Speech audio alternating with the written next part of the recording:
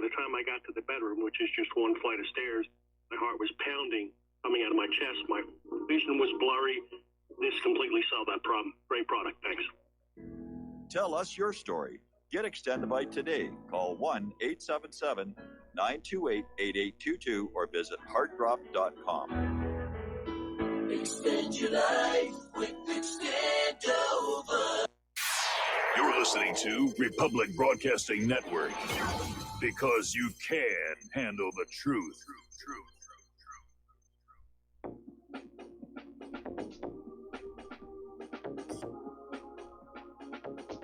What really happened with your host, Mike Rivero. The history the government hopes you never learn. Here is your host, Michael Rivero. And aloha, America. Welcome to our show today. It is Tuesday, June 4th, 2019. Getting into the week here, getting into the month. We have got a lot of stuff to talk about today. The phone lines are open, 800-313-9443. That's 800-313-9443. Sam is in our control room, ready to answer the phone, put you on the air with your comments, questions, and opinions here. So getting right on into it. Boy, to look at the American corporate media, you'd think that the only news story that was out there worth reporting was Trump being in London. And, of course, corporate media is focusing on the protests and the negativity and the feud with Sadiq Khan. But it looks like the president and the first lady are having a really good time. They're getting the royal treatment. And they got a royal welcome from Queen Elizabeth II. And got to review the troops at Buckingham Palace. And had that glittering state banquet yesterday. So apparently today, Trump and Melania are hosting a dinner for Prince Charles and the Duchess. And so it's got all the pomp and ceremony, more pomp, more ceremony. But behind it all, there is this tendency for Donald Trump to go along with the pomp and ceremony with the Queen, but just preoccupied by petty feuds. And so Trump was out there insulting the London mayor as a loser. Now, here is the interesting thing, though. Sadiq Khan started this. He started this Twitter feud with Donald Trump. And unfortunately, here in the United States, the corporate media, and this article I'm looking at right here is from the New York Slimes, they're focusing only on Trump's replies, making it look like Trump just hauled off on Sadiq Khan without being provoked. And then using it to say that, Trump is not a very effective leader and he's not being a gentleman. And so still, the corporate media, having learned nothing from the embarrassments of times past, they're still out there spinning. Now, Sadiq Khan tried to organize a massive protest against Donald Trump. That kind of fizzled. In fact, a lot of the Brits turned out to cheer Trump. And some of the people who were there were saying Sadiq Khan and the media are trying to make it look like all of Great Britain hates Donald Trump. No, it's divided the same as the United States. Some do, some don't. Now, Boris Johnson, who has received great praise from Donald Trump and is touting Trump's endorsement as yet another reason why he should be the next Prime Minister of Britain. But apparently, when the opportunity arose for Boris Johnson to meet Trump, the former Foreign Secretary said he was really too busy to meet with him. That was a bad move on your part, Boris. I don't think the endorsements are going to continue much here. And apparently, leftists screaming Nazi scum at a Trump supporter before throwing a milkshake at him, assaulting him and shoving him along with a female police officer beside him. That seems to be the new thing, milkshaking. And I heard a story the other day where from now on, fast food restaurants are going to be asked not to sell milkshakes before potentially controversial public appearances. So anyway, and in another indicator of how Britain feels about him, there's a pub in London has renamed itself the Trump Arms in honor of the president's state visit to Great Britain. Okay, well, today is June 4th, and it is the 30th anniversary of the student-led protest in Tiananmen Square, China. And apparently Mike Pompeo was out there flapping his gums and saying that Beijing should mark the June 4th anniversary by releasing all prisoners allegedly jailed for fighting human rights abuses in China. And in particular, Pompeo said that Chinese citizens have been subjected to a new wave of abuses, especially in Xinjiang, where the Communist Party leadership is methodically attempting to strangle the Uyghur culture and stamp out the Islamic faith. Well, China was not very happy about that. The Chinese embassy has said in a statement cited by Reuters that U.S. Secretary of State Mike Pompeo's comments on the anniversary were made out of prejudice and arrogance and interfered with China's internal affairs. So on this date in 1989, a student-led protest being held in Beijing's Tiananmen Square was dispersed by the army, leaving, according to officials, over 200 dead and 7,000 injured. But human rights activists have said the death toll was actually in the thousands, some as high as 10,000. Now, do you remember the Tank Man? Was one of the iconic images. These Chinese tanks were coming down the boulevard, heading to Tiananmen Square. This one gentleman just walked out and stood in their way and forced them to stop. And they tried to go around him, and he moved to block them. And finally, some other people came and grabbed him and hauled him away. 30 years on, we never really found out who he was or what happened to him. We don't even know if he's still alive today. But it was definitely a courageous act on his part, and it did create one of the most iconic images of Tiananmen Square. Okay, we're going to do a shout out now to our on-air affiliates who are just now rejoining our network. Okay, Chinese social media, which is already under strict government control, sort of like we're tending toward here, it's been placed on a lockdown for the anniversary today. And apparently, Tencent Holding Limited's messaging app WeChat and microblogging site Weibo barred users from changing their profile photos and other personal information. Video streaming service Bilibili said it suspended real-time comments and other features for technical upgrades. Now, financial data provider Refinitiv has removed all Reuters news stories from its Icon terminal concerning the 30th anniversary of the Tiananmen Square massacre. And China has been working throughout the years to try and basically erase Tiananmen from all servers within China. So they just wanted to go away. It was a huge embarrassment here. All righty. Donald Trump has told the Syrian government and its Russian ally to please stop bombing Syria's last rebel-held province, just as Israel launched a second round of air raids against Syria in 24 hours. And hearing word that Russia, Syria, and to a lesser extent Iran are bombing Idlib province in Syria and supposedly indiscriminately killing many innocent civilians, Trump basically came out with a post on Twitter saying, "Stop the butchery, just stop it, just stop it." Well, the Kremlin was quick to respond, saying that it is the militants in Idlib who have stepped up attacks on civilian areas in places like nearby northern Hama, as well as Latakia province.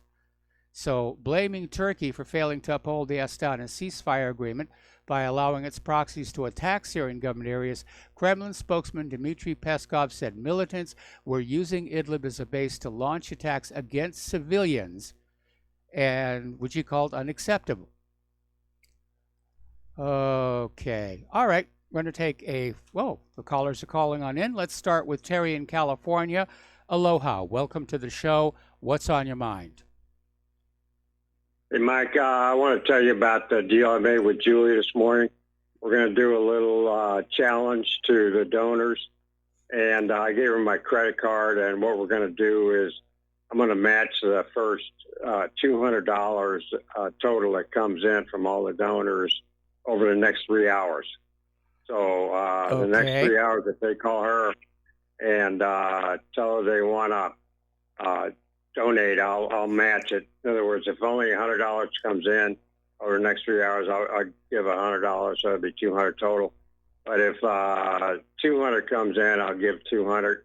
If 300 comes in from the donors, I only give 200 because I'm a poor guy. I'm not rich. Yeah, no, we understand. Still, it's a very, very generous thing for you to do. So let me get that phone number out right now.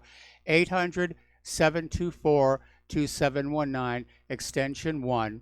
And what Terry is doing, he's putting out a fundraising challenge. He will match all the donations that come in over the next 3 hours up to a limit of 200. Do I have that correct? Okay. Mike, that's 200 total for everybody.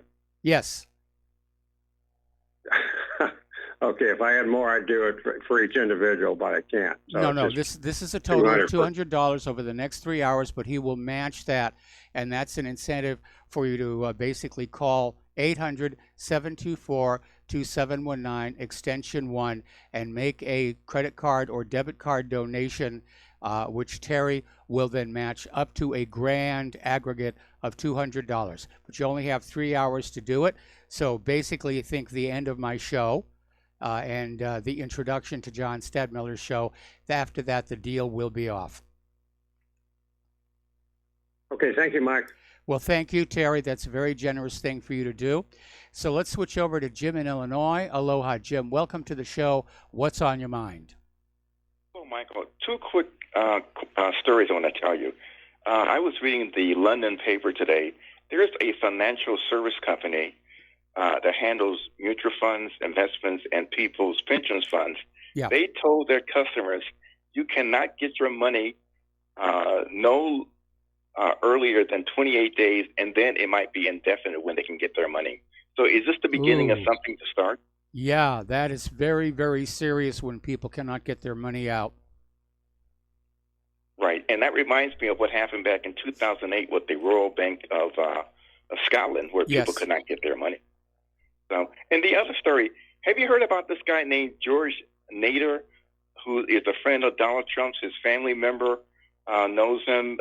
Some of his current and staff members know about him. This is a guy that's in jail right now for dealing in child pornography and transporting child pornography from out of the country into America, and not only child pornography, bestiality.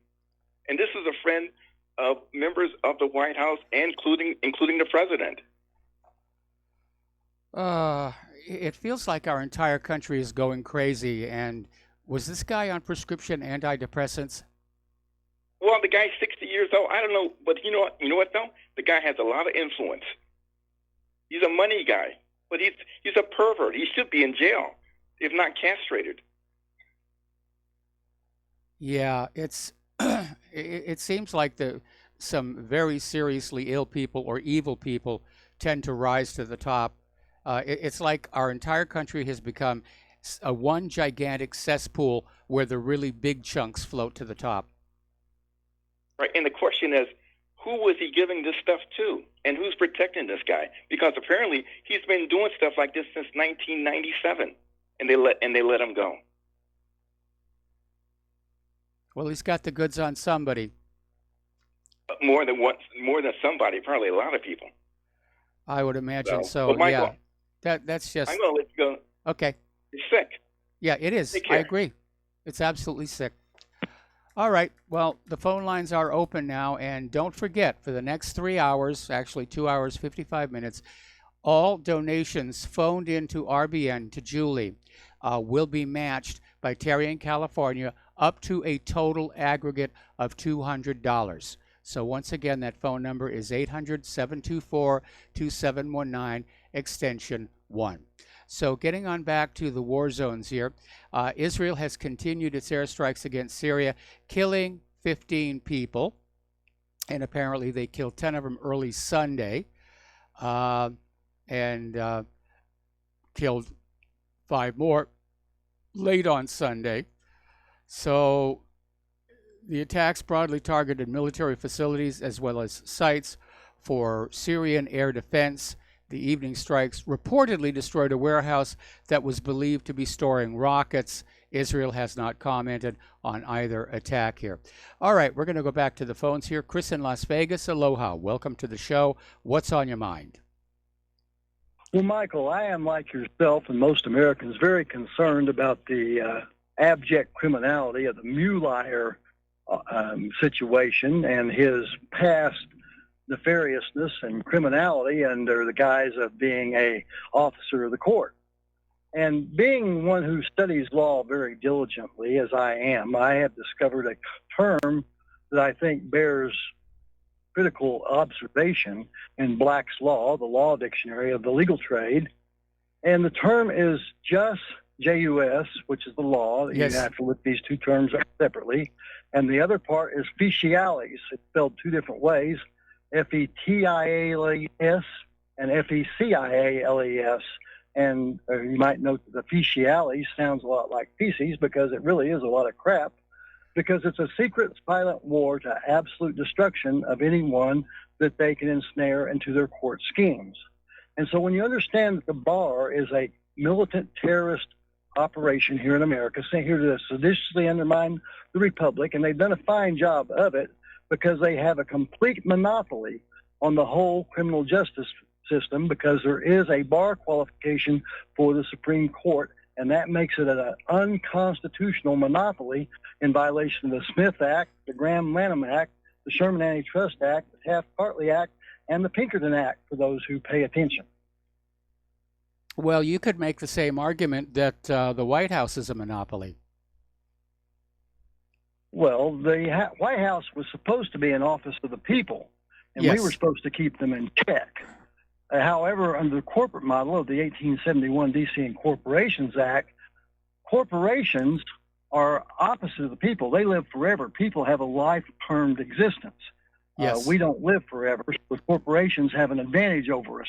And corporate employees or servants or property is a lot easier to control than private people who are supposed to be the sovereigns in this country, according to Chisholm versus Georgia. It talks about the true nature of the people being the precipitators and manufacturers of government here in this country. However, they've inverted the pyramid and turned it upside down. Instead of having the creator at the top, the people below us, subject to the creator, and then a line drawn in the middle of the pyramid with the government agencies below that we're supposed to oversee and supervise, they have now put government at the top of the pyramid and put the people and the creator down below it. And that's what's wrong with our country. We need to reverse the pyramid, to right the country, to turn the ship back upright, and put the people back in control of the government instead of the government controlling the people. Well, as I've said many times on this program, the curse of political power is that it attracts the very sort of people who should not be allowed to have it. And the Founding Fathers did try and set up a system where the greed and avarice and pride of ambitious people would be held in check. They had the 3 branches of government. They had checks and balances.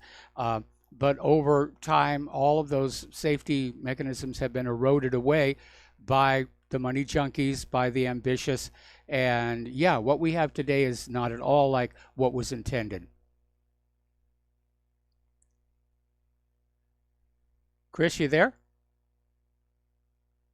Okay, I think we lost Chris. Let's start with Fred in Wisconsin. And Fred, I'm going to take you through a commercial break. What's on your mind?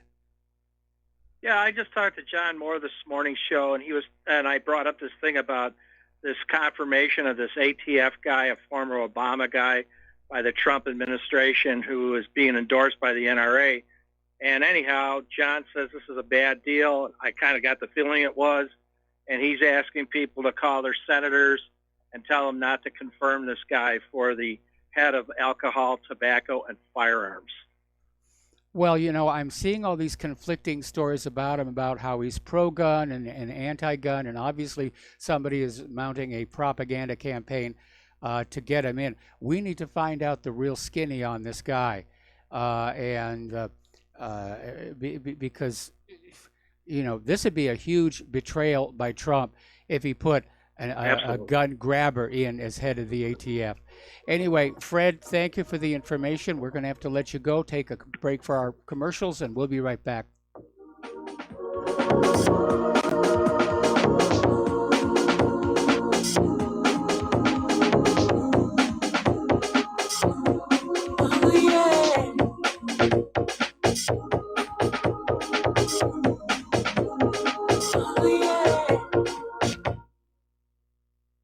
Corporate media dominates the American opinion. Finding independent voices that counter this avalanche is becoming increasingly difficult. With the endless corruption running rampant throughout our government, independent voices are needed more than ever to battle the offensive against our freedoms and liberties. As a listener of RBN, no one understands this concept better than you. Now it's up to you to do your part. The time has come for you to take action and begin broadcasting the truth to hundreds or thousands of people every month. Sound impossible? Quite the contrary. With pointed slogans from LibertyStickers.com, you can reach countless sleeping Americans unaware that they live in a real-life wonderland. LibertyStickers.com has a huge inventory of political bumper stickers and messages that reflect the truth about our government, our politicians, and the future of America. With so many in stock, there's one perfect for you. Visit us today at LibertyStickers.com. Again, that's LibertyStickers.com. Do your part. Your voice is important. Let it be heard. Folks, we're living in a world the likes of which we've never perceived any clearer than we do now. The plan for global governance has been in the works for generations and would have likely been achieved by now, but for the fact that the globalists left open their Achilles heel. With all their tools, Federal Reserve System, fiat currency, no child left behind, and then Common Core education introduced to our schools to dumb us down, vaccines, pharmaceuticals to lobotomize us, GMO foods, insertion of compromised or bought and paid for politicians, judges, mainstream media propaganda, all pieced together like a puzzle designed to ultimately bring the world under submission. But with all their strategy, they forgot one thing: knowledge. And knowledge is power. With knowledge, their bombardment is nullified. Folks, with that, as brilliant and knowledgeable as you've become, among the wisest audience of any radio audience in the world, and you are, I want you to take a moment to reflect and ask yourself, how much of that knowledge did I obtain from Republic Broadcasting Network? How high has my consciousness been raised since I've been a listener? How fast am I now able to discriminate truth from fake news by being a Republic Broadcasting listener? How clear am I now able to see the world since I've been listening to RBN? Ask yourselves those questions, folks. Then ask yourself, what is that knowledge worth to me? Like my morning coffee, how would I survive without it? A voice of truth in a sea of lies. Do we not all need to make sure it survives? Like public broadcasting, we are now finding we can only survive with listener support. Censorship, advertisers being attacked, truth itself being attacked. It's the only way through this. We at Republic Broadcasting humbly ask you to become a supporter. Look at your budget and make a determination of what Republic Broadcasting is worth to you and what you can afford on a monthly basis. Go to republicbroadcasting.org and pledge 20, 30, 40, 50, if possible, 100 a month or more if it's affordable. Click the donate button and become a regular monthly donor. Assure both us and yourself that Republic Broadcasting truth will continue to flow like that morning coffee. The network thanks you. Some are maxed out all their credit cards. Some are working 2 jobs and living in cars. Minimum wage won't pay for a roof, won't pay for a drink. If you gotta have proof, just try it yourself, Mr. CEO. See how far $5.15 an hour will go. Take a part-time job at one of your stores. I bet you can't make it here anymore. And aloha, America. Welcome back to our show. And a reminder that Terry in California very generously has agreed to double donations made before the end of this program, and up to a total aggregate of $200. And the phone number to call Julie and make that credit or debit card donation, pardon me, I got the hiccups again. Whoa. Is 800-724-2719, extension 1. So, alrighty, so we're going to go back to the phones here to Fred. No, we already talked to Fred in Wisconsin. I got to clear the phone lines here. Getting on back to the war zones here. Once again, Syrian government forces have seized Israeli and U.S.-made weapons and ammunition. including American TOW missiles left behind by terrorist outfits in the southern parts of the Arab country.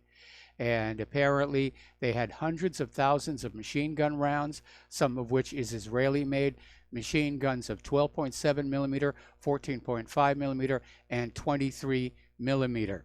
And it added that Syrian soldiers also discovered a number of anti-tank missiles, including U.S.-made TOW missiles. And TOW, of course, is an acronym for tube-launched, optically tracked, wire-guided missiles. They are very, very effective. All righty. Now, the European Union is moving toward building a common military, and the U.S. is threatening to leave its allies in a lurch if Brussels continues to insist on cutting U.S. weapons makers out of the bargain. Here's what it's really all about. You know, you will buy our weapons. We'll stay in NATO and give you some money, but you've got to start giving more, and you've got to buy U.S. weapons. Now, over in Turkey, they're saying there is absolutely no turning back on the S-400 missile deal with Russia, point blank saying the U.S. offer is not as good as Russia's offer on the S-400. Russia's doing it the smart way. They've got a better product at a lower price. And that's not how the U.S. operates anymore. It's all about, well, no, we don't care if you're spending more and getting less. You will buy American, or we will give you what for here. Okay, Thursday will be the anniversary, 75th anniversary, of the storming of the beaches at Normandy. And already World War II veterans from the U.S. are traveling to France to gather on the beach and sort of reminisce about what happened, to pay tribute to their fallen comrades here. And I imagine that probably over the next couple of days we're going to see a lot of movies about war, and you know, they'll spin it saying, hey, isn't war cool? But of course war is not really cool. And interestingly enough, Virginia State Senator Richard Black, in an interview with Russia Today, he says, U.S. citizens are weary of endless wars. Boy, does he have that one correct. And he warned President Trump about dragging the country into another one with Iran. And he blamed John Bolton for being the top warmonger, and he's got that one correct as well. Iran is not a threat to the United States.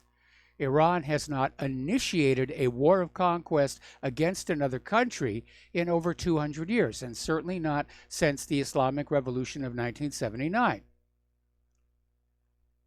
It's not in their nature. This desire to go to war with Iran is purely to please Israel, which wants to smash up a regional political rival, and to please the private central bankers, because Iran is one of the few countries on earth that still does not have a privately owned central bank. It's there to please the U.S. government, which wants Iran's oil permanently shackled to the U.S. dollar. That's what it's all about, oil and dollars and banking. Iran is not a threat to us. Now, Iran's Foreign Minister Mohammad Javad Zarif has lashed out at U.S. economic terrorism against the innocent Iranian people, saying that war, and by this he means economic war, and talks will never go together. So what he's basically saying here is, as long as the U.S. is waging economic war on Iran, the possibility of talks just will not exist. Okay, now last week there was the story that came on out about how 4 oil tankers in the Gulf of Oman were sabotaged by Iran. And it sort of fizzled. Now, maybe if one of the tankers had blown up into a fiery conflagration, that would be different. But apparently, the story only got the most cursory coverage in major news outlets. They all pretty much buried it inside stories about the announced deployment of more troops to the Middle East. And apparently it's because the reporters who were at the briefing just got the sense there was no proof that Iran had anything to do with it, and I guess they're just as tired of being lied to as the rest of us. We'll be right back.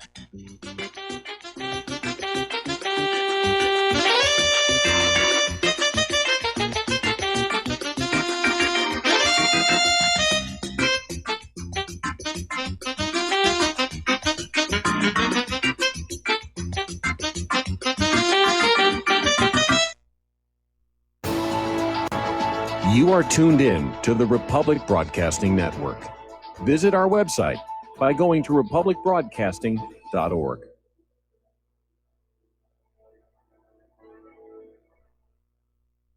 Homeowners, if your lender has gone out of business or sold your transaction to another lender or servicer, you may be the victim of a wrongful foreclosure, resulting in the loss of your home. If you've already lost your home, are in foreclosure, or even in good standing, you can challenge the mortgage transaction's illegal issue, and your property can be restored to you, and your foreclosure can be stopped or reversed, and the mortgage transaction declared unenforceable. State laws, U.S. title codes, the Uniform Commercial Codes, and U.S. Supreme Court rulings have upheld that defective mortgage documentations can reverse or stop foreclosures and enforce property title claims in favor of the homeowner. We are having successes in stopping the process of foreclosure, the enforcement of the foreclosure judgments, the sale of property, and evictions after the sale. We are not attorneys, and we don't give legal advice. We are a professional team of legal researchers, providing forensic mortgage audits and expert witnesses. We have the knowledge to produce the evidence and enforce laws regarding your legal issues. We've been in business for 12 years without a complaint. Consultations are free, and we provide a free title search to confirm if your mortgage has legal defects. Please call 855-253-3748. 855, keep it today.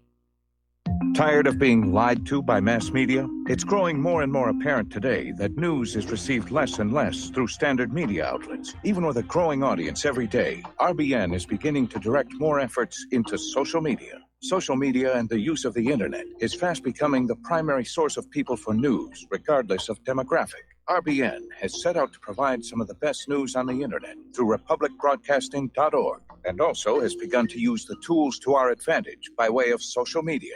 Republic Broadcasting is now operating a Facebook page to function as yet another avenue to have our collective voice reach new audiences across not only America, but across the globe as well. The Facebook page features not only news, but also an RBN player to listen to our broadcasts.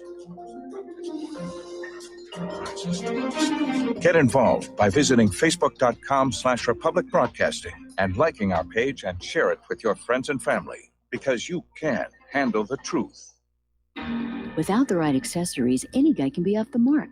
Whether you've invested thousands in your arsenal or you own a single trusted firearm, a visit to AROutfitting.com is in order. It's one of the finest online selections of tactical optics and AR parts and add-ons, like EOTech, quick target acquisition with no peripheral loss. Browse the full range of Nikon scopes and binoculars. AROutfitting.com can illuminate your world with Streamlight gun-mounted lights from keychain to large handhelds, up to 1,100 lumens. Find some stability with Battenfield tactical bipods. AROutfitting.com has CMMG gun parts, barrels, assemblies, handguards, part kits, and more, plus mag-full clips and magazines.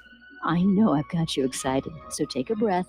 Head to AROutfitting.com. The site's super easy to navigate and features a ton of technical info, including links to manuals. We also welcome vendor and manufacturer inquiries. Remember, if you don't see it, we can get it at AROutfitting.com. What this country is coming to, I sure would like to know. If they don't do something by and by, the rich will live and the poor will die. Doggone, the panic is on.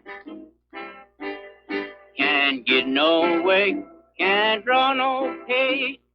Unemployment getting... And aloha, America. Welcome back to our show here. We're going to go back to the phones and to Tony in Puerto Rico. Aloha. Welcome to the show. What's on your mind? Yeah, aloha, Mike. I heard you mention the other day that a couple of people with the Ebola virus entered the United States. Is that correct? Well, that was the story that was being reported. There is certainly a potential, and Ebola has made it to the United States in years past, but it has been successfully contained. The danger here is we're seeing this flood of migrants from parts of Africa where Ebola is rampant, and nobody is giving these people medical checks. Nobody knows how many have gotten through. There was a report that Ebola was detected, but I couldn't get a confirmation on that. Yeah, and my other question is, why don't they reopen Ellis Island or some similar institution and quarantine these people? Ellis Island wouldn't be big enough.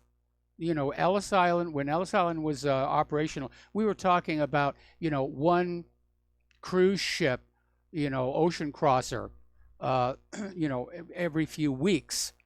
And here we've got literally millions coming across the border, and it's a gigantic flood.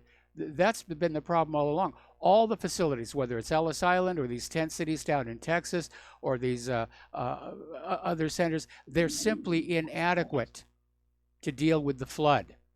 And we know that a lot of very contagious diseases that had previously been eradicated in this country have been reintroduced, which of course is going to make the medical establishment very happy. Oh, we can sell more medicine, we can sell more shots.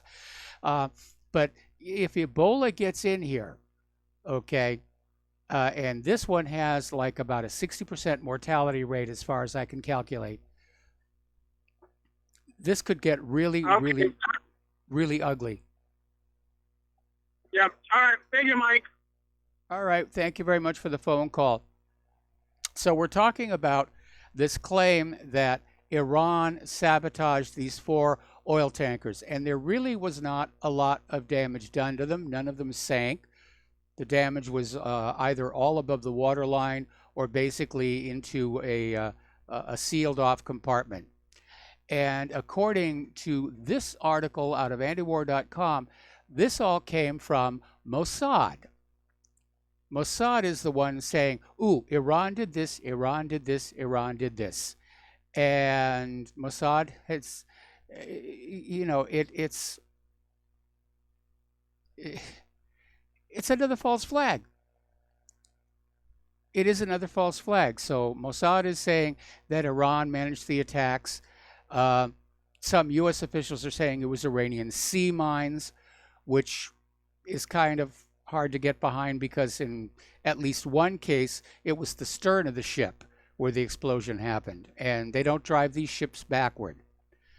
So looking at all of Israel's false flags, remember the motto of the Mossad: by way of deception, thou shalt do war. So let's see. Another article, this one from the original antiwar.com, talking about the view from Tehran and saying, great that there's no war yet, but it's been a few weeks since National Security Advisor John Bolton, who never saw a regime he didn't want to change, reportedly ordered the Pentagon to update plans to send 120,000 additional troops into the Persian Gulf. And all of this preparation and the inherent threat to strike Iran was based on vague and unsubstantiated intelligence that Tehran had planned attacks on U.S. troops in the region. So the usual murky, secretive intelligence, anonymous sources, unconfirmable rumors. We've seen this all before. 16 years ago, and it didn't end well. U.S. troops are still in Iraq, and they may be there indefinitely. So we need to remember, yes, we're being lied to, and I guess people are picking up on it, because going on back to that story about how even the U.S. corporate media just didn't want to bother with that story about the 4 tankers. They're tired of being made fools of, because right now they're looking at their ratings, they're looking at their ad revenues, and they're saying, it's time to make a choice. Are we going to go on carrying the propaganda for the U.S. war machine at the risk of going out of business, or are we going to try and treat our audience with respect and win them back?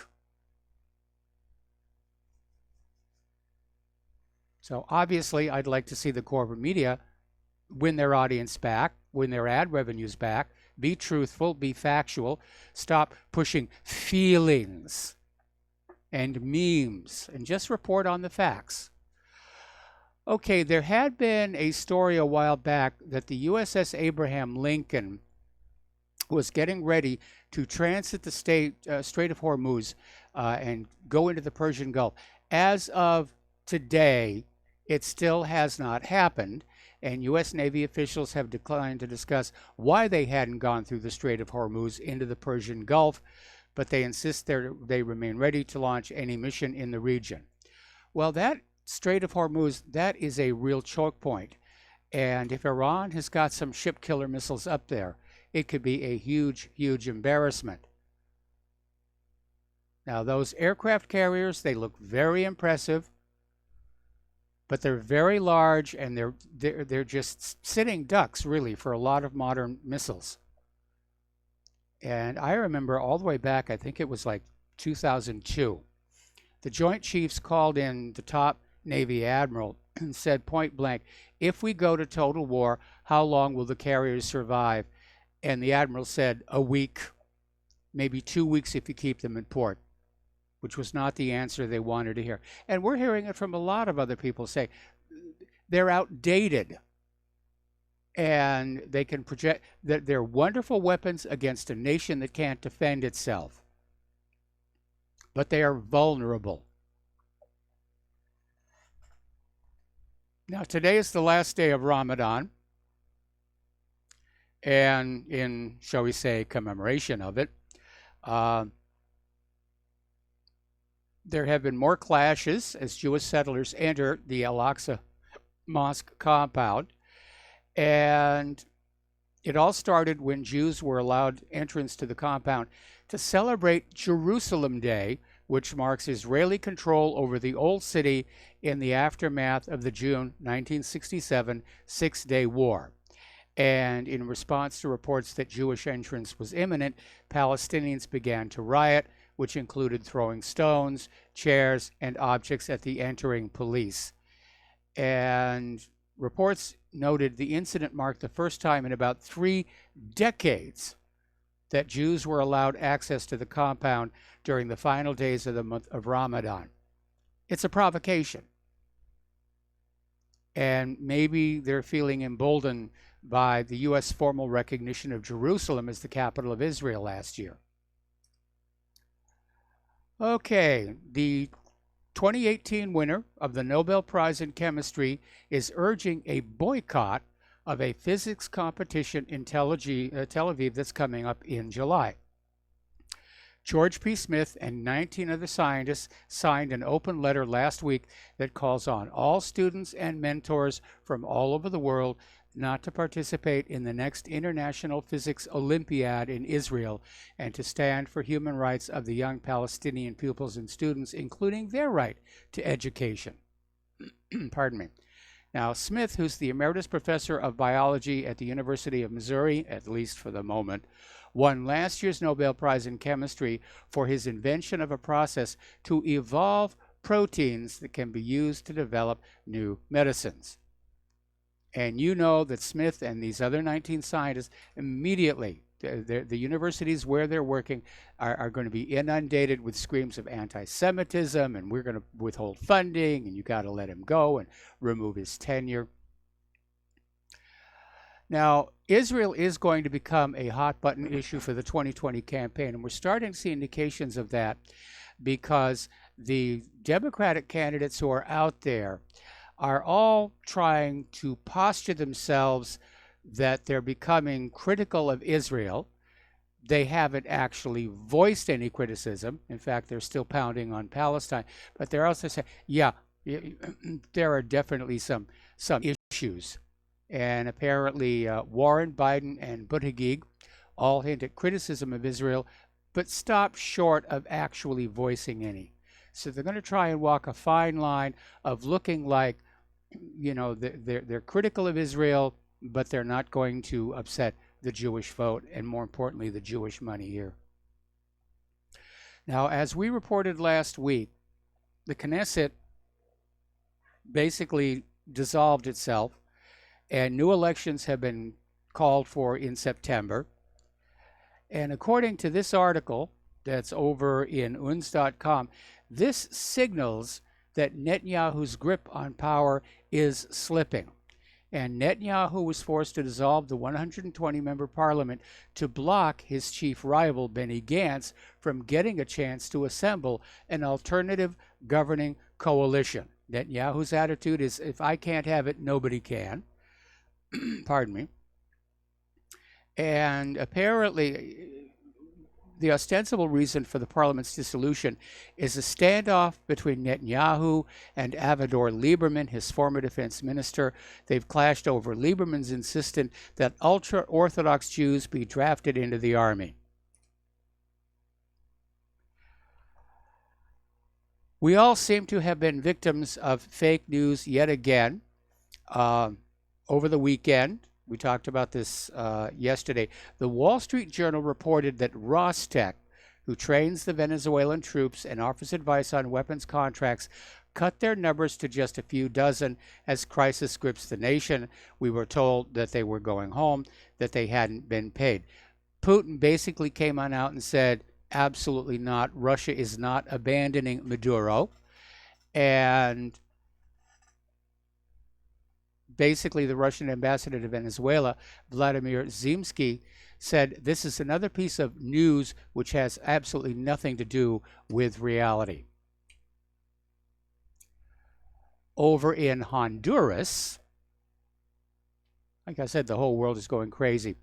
But protesters burned and looted some 30 shipping containers marked with the logo of the Dole Food Company on Sunday. This is the second attack on symbols of U.S. power in the Central American nation in recent days. Now, protests against U.S. allied Honduran President Juan Orlando Hernandez have been building in recent weeks over planned reforms that Hernandez critics argue will lead to the privatization of public services, which means the services go down and the costs go up. So, everywhere. It's just going on everywhere here. Over in Sudan, protesters say at least 35 have been killed after security forces stormed the main protest camp in the capital, Khartoum, in the worst violence since the overthrow of President Omar al-Bashir, drawing global condemnation.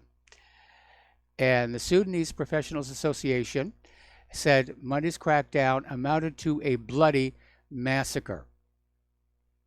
Pro-democracy leaders have called on people to take part in night marches and block the main roads as part of total civil disobedience to paralyze public life across the country. Boy, those people are not at all happy. Now, you've probably heard about the Stryker Brigade, and they are now upgrading. They're going to convert to a full armored division in preparation for battle with a near peer, meaning Russia or China. So the reflagging ceremony is scheduled for June 20th, and the change involves bringing in new soldiers, refurbishing and refitting equipment and infrastructure at Fort Bliss, Texas, home of the 1st Armored Division. All righty. So let's turn to our domestic politics here. Judicial Watch, boy, I applaud them. They are doing such great work. And apparently they announced yesterday they received an additional 218 pages of Strzok page emails that show FBI counsel James Baker instructing FBI officials to expedite the release of FBI probe material to Hillary Clinton's lawyer in August of 2016. When it could still be used to basically attack Trump going into the election. Now, a little revelation that came on out of this is that Hillary's lawyer wanted to obtain the FD 302 report of the FBI Department of Justice interview of Hillary Clinton. Now, the FD 302 reports are notes FBI officials take to summarize interviews they conduct with an individual. I don't know why in this day and age they're not taking an audio recording. But here it turns out the Strzok page emails show the FBI failed to write FD 302s for at least 4 interviews of witnesses in the Clinton email probe. Can you say cover up? The House of Representatives will vote on June 11th whether or not to hold Attorney General William Barr and former White House counsel Don McGahn in contempt of Congress for his refusal to submit a subpoenaed, unredacted version of the Mueller report to the legislature. So they're piling the pressure onto him as well. Okay.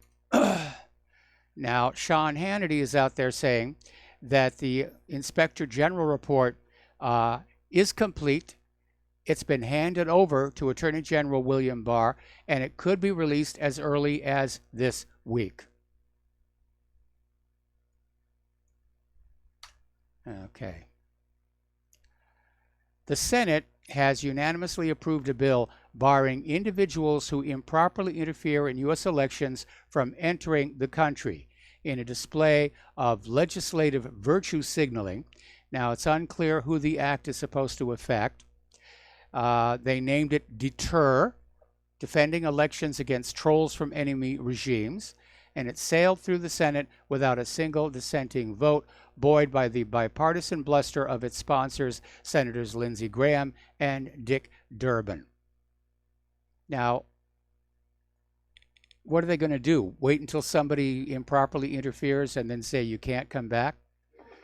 We have to take another break for commercials. We'll be right back.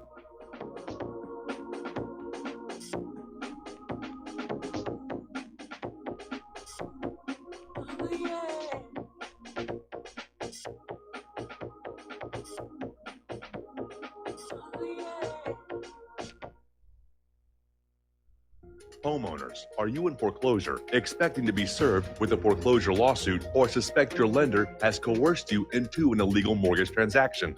A huge number of mortgages made in the last 10 years have legal issues and are possibly defective. State laws and the U.S. Supreme Court have upheld that defective mortgage documents are grounds for foreclosure defense and for counterclaims in favor of the homeowner. If your mortgage has been sold or assigned since closing the loan, it may be defective and you may be paying the wrong party, and the lender may not have standing or the right to foreclose or collect payments under the law. If you would like to know if your mortgage is legal or not, or know if you are paying the right party, we can help. Our initial consultations are free of charge. We are not attorneys. We are legal researchers and work closely with experienced lawyers who know how to help you find the evidence to help you keep your home. Call toll free 1-855-2-KEEP-IT. That's 1-855-2-KEEP-IT today. Corporate media dominates the American opinion. Finding independent voices that counter this avalanche is becoming increasingly difficult. With the endless corruption running rampant throughout our government, independent voices are needed more than ever to battle the offensive against our freedoms and liberties. As a listener of RBN, no one understands this concept better than you.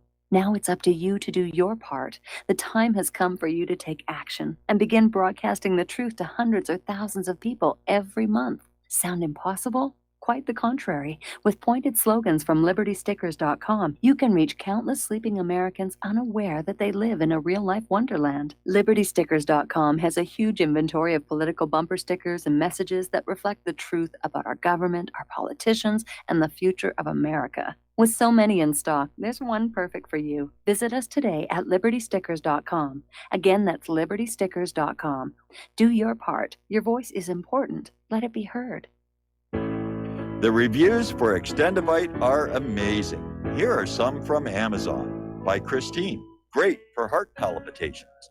By Ann, before I started using this product, every afternoon my ankles and my hands would be swollen. That doesn't happen anymore. So if that part of their advertising is true, I have to assume that the rest of it is also. Not to mention that when I had my yearly blood test, only a few weeks after beginning to use this product, my cholesterol had dropped over 30 points. I'm going to continue to take it. By Croc, I love this product. It really works. By Brad, works great, thank you. Tell us your story. Get your Extendivite today.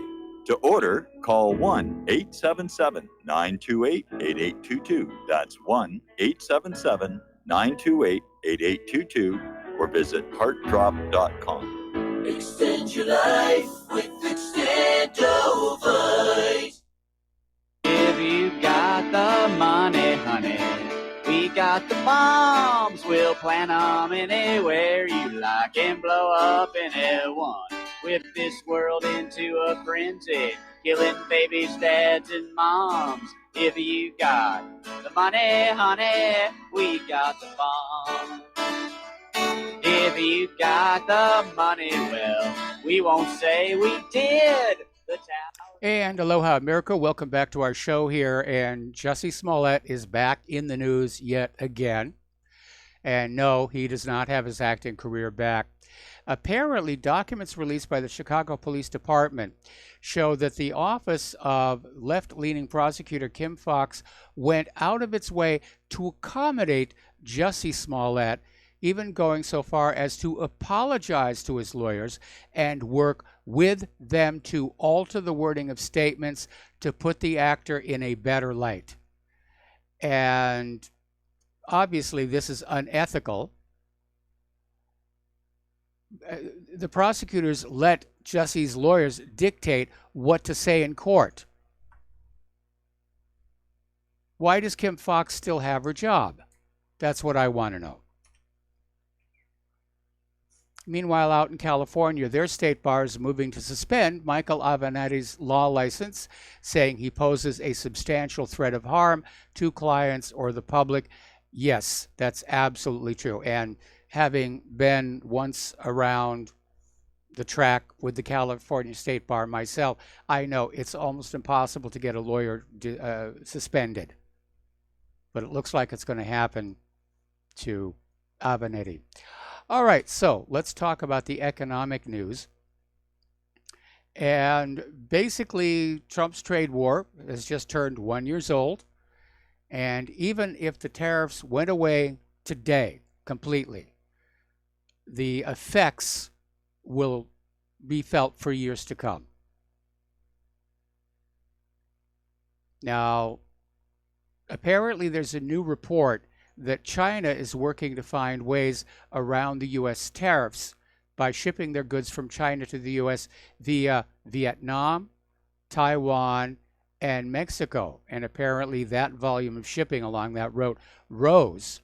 And it's basically China is altering their supply chains to compensate for the U.S. tariffs. And here's another warning, and please take it to heart.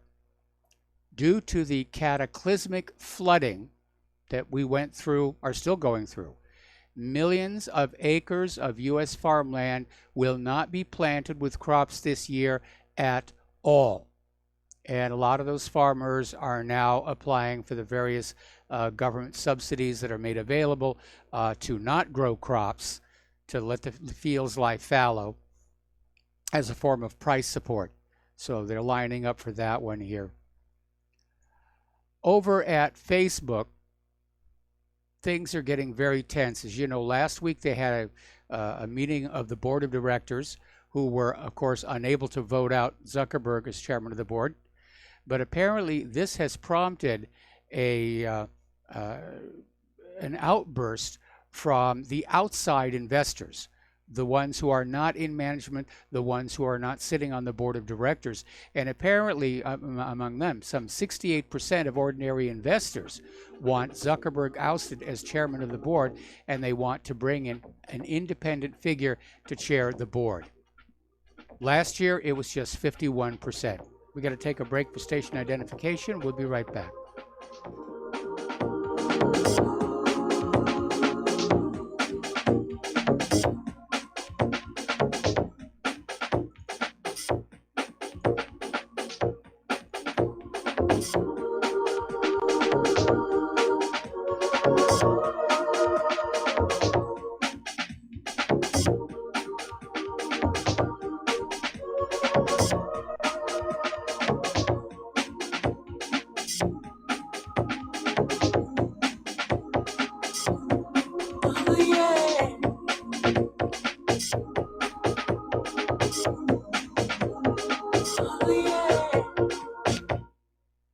It happens more often than we can imagine. In my case, I was sitting at home, and out of nowhere, I just started feeling uncomfortable. Then it got worse, and I started perspiring. I tried to ignore it, but I waited too long. The chest pain came as we were driving to the hospital emergency. I felt my life clock begin to tick. I barely survived. There was lots of damage done to my heart. What do I do now? I was lucky. I took a leap of faith and tried a 7-herb formula with hawthorn, garlic, cayenne, and more called Extendivite. Herbs have been used for thousands of years to keep us healthy. If you're not using Extendivite as a preventative supplement, maybe it's time to start. To order, call 1-877-928-8822 or visit heartdrop.com. Extend your life with Extendovite.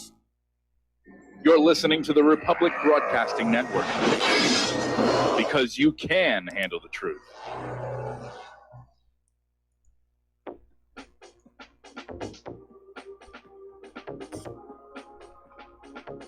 What really happened with your host, Mike Rivero, because World War III is a really bad idea. Here is your host, Michael Rivero. And aloha, America. Welcome back to our show, hour number 2. The phone lines are open, 800-313-9443. Getting on back to the economic news, production lines for Huawei smartphones have reportedly halted in response to the effects of the U.S. blacklisting. This is a report from the South China Morning Post. And apparently the ban by the U.S. has prevented Huawei from accessing supplies that are crucial for international sales, including chips made by Intel and access to Google's Android operating system. The ban may also force Huawei to reassess its goal of becoming the most popular smartphone purveyor by 2020. Well, as far as the chips are concerned, that's going to take a lot of work to get around. As far as the Android operating system, my understanding is Huawei is already working on their own proprietary smartphone operating system. And I would recommend that they go that way, and not just because I don't like Android. Okay, the stock market is up today. It's doing very, very well. Some individual stocks did not do well yesterday. Apparently, the FANG stocks, which stands for Facebook, Apple, Netflix, and Google, they took a major bath, and this is being triggered by fears of a major regulatory crackdown. Possible breaking up of the monopolies. U.S. manufacturing has plunged to the lowest level since the financial crisis fallout back in 2009. So, okay, this is something to be paying attention to. Every single clothing store's stock fell last month, nearly all by double-digit percentages.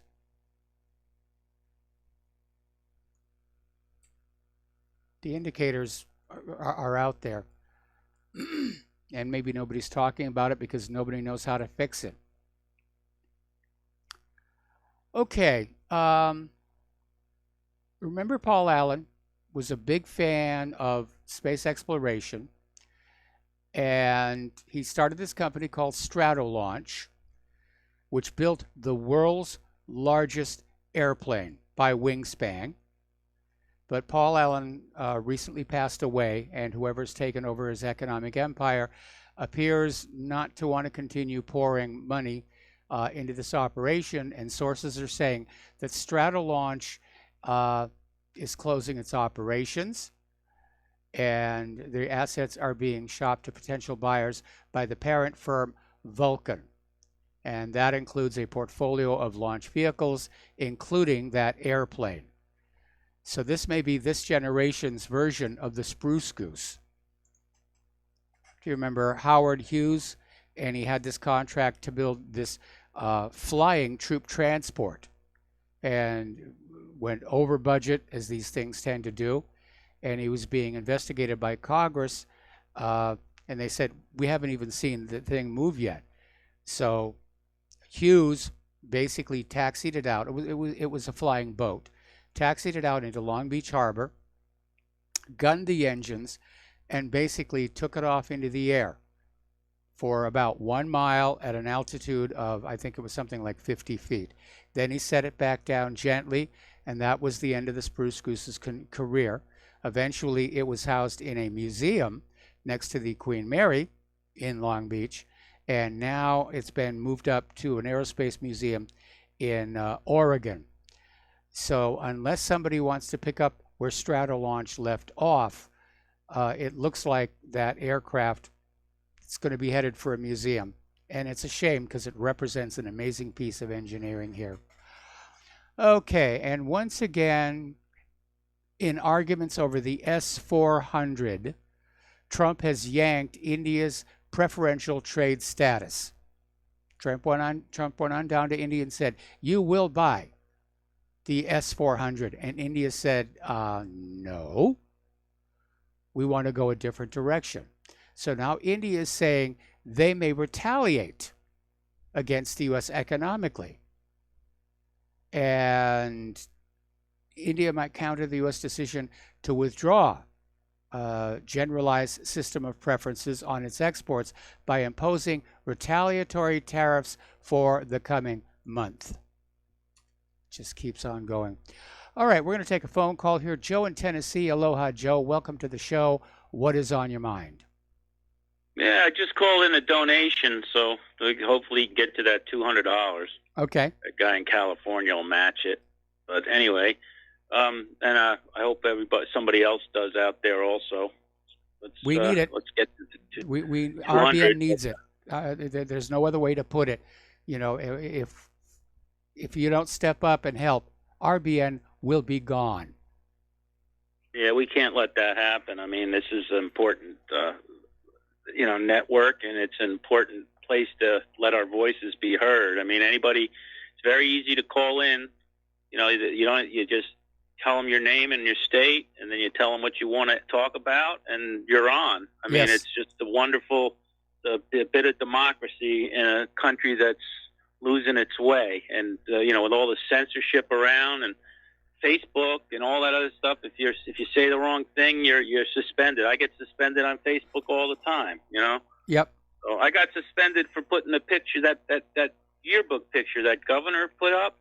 I just showed that picture and I got suspended. And this guy's still governor in Virginia, So, but anyway, what I wanted to talk about was, I heard Cher the other day talking about how, Trump belongs in prison with a guy named Bubba, to be his boyfriend. Yeah. And it's just another example of like why Trump really has to understand how much they hate him and how much danger him and his family really are in if he does not destroy these people. I mean, I know it's just Cher and she's just running on at the mouth. Yeah. But Cher's obviously been given the signal. I mean, all the celebrities have been given the signal. Taylor Swift, and every day it's somebody else, that it's okay to show pictures of yourself with a severed head of Trump, or to say that his son should be molested, or to say things about raping Melania. I mean, this is crossing on that kind of stuff. I never remembered hearing that kind of stuff from any kind of celebrity when Obama was president, or even Bush. And, I think that this is an example of really why Trump, if he thinks that he can be reasonable with these people, he's making a huge mistake. These people are out, and he's got to act that way. And I don't see it. I mean, I really think that, and that's probably, I've been saying really, I think he's going to have to, in order to really clean this country out, I really think we're going to have to go into some form of soft martial law, because these people are incredibly dangerous. They're incredibly powerful. I mean, I'm not talking about Cher, but Cher is getting her directions from someone, Yeah, Cher, I would agree with that. I would agree with that, because many, many, many years ago, I had an opportunity to work with her, and she wasn't like this back then. Of course, on the other hand, she's a fading star, and maybe this is her way of getting her name back into the media.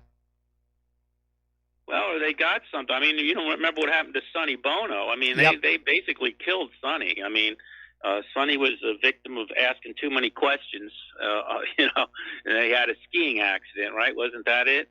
Yeah. But, that tree just leapt out in front of him and smacked him across the face.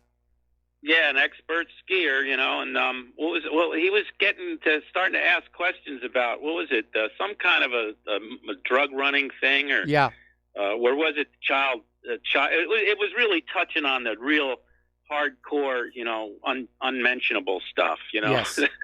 he was sniffing around there, and you know, all of a sudden he has that skiing accident. But it's just really kind of the way these people are attacking him is really sickening. It's in a way demonic, and really I just don't know if he appreciates the danger that this represents. I mean, I know it's just Cher, but Cher is just an indicator of what's going on, like, in the culture.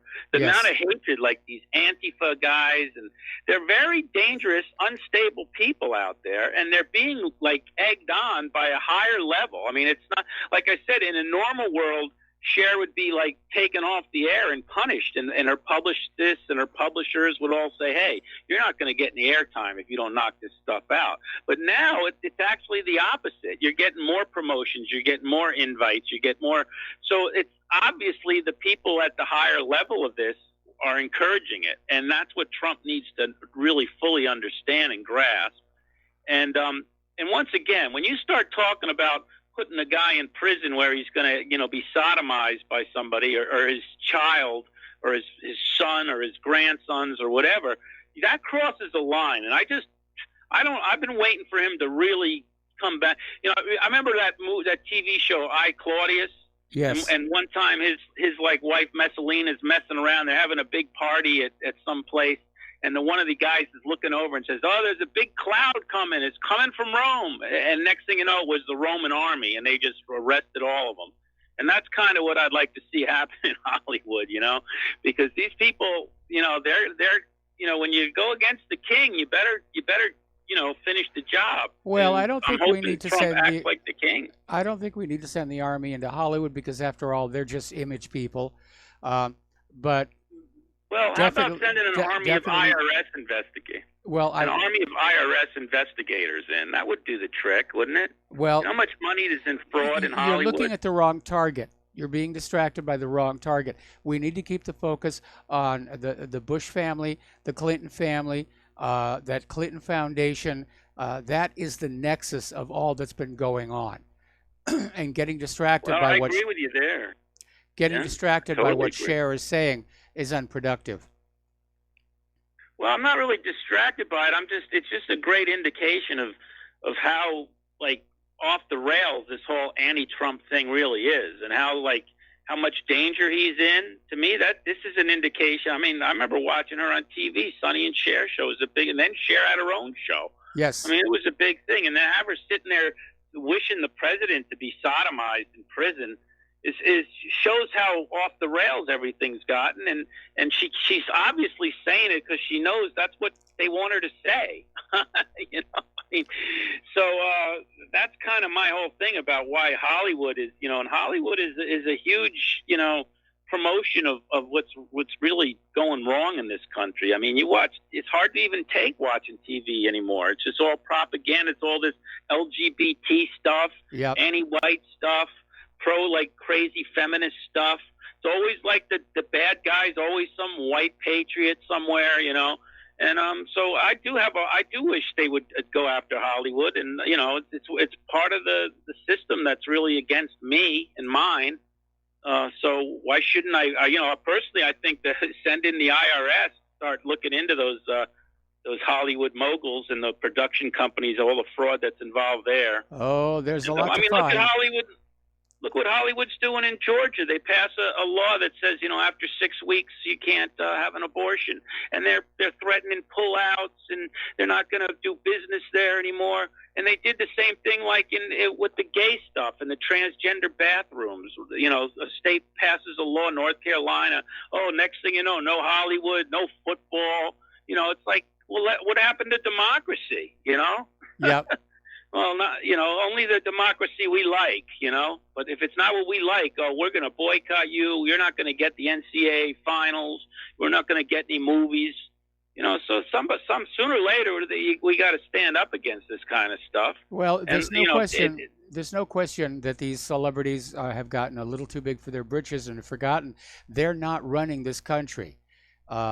Supposedly a civil government is in charge of running this country, but they have that bully puppet. They have that fame. Some of the stuff that Jack Nicholson has come out with is just, it's just bordering on the obscene. And something, as somebody who spent a lot of time in Hollywood and used to work in the film business, I'm actually ashamed of these people. It sort of cheapens it when I say I used to work in Hollywood. Oh, so you were hanging out with those people who wanted the president sodomized. Well, no, I left before they were ascendant.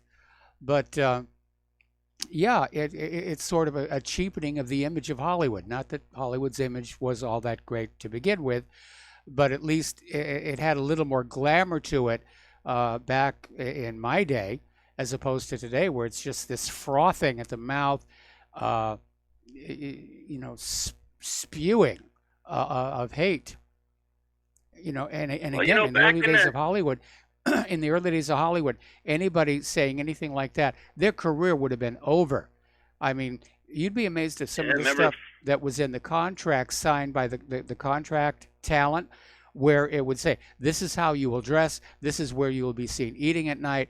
And I mean, they literally fix them up with dates to try and promote the stars of the next movie. It was that tightly controlled, and nobody dared say anything against. Well, not political. I mean, they, even in the 20s, they had that period where Hollywood started getting a little bit, racy. I mean, they had nakedness and stuff, and that brought about the Catholic League for that brought about the Hays Commission.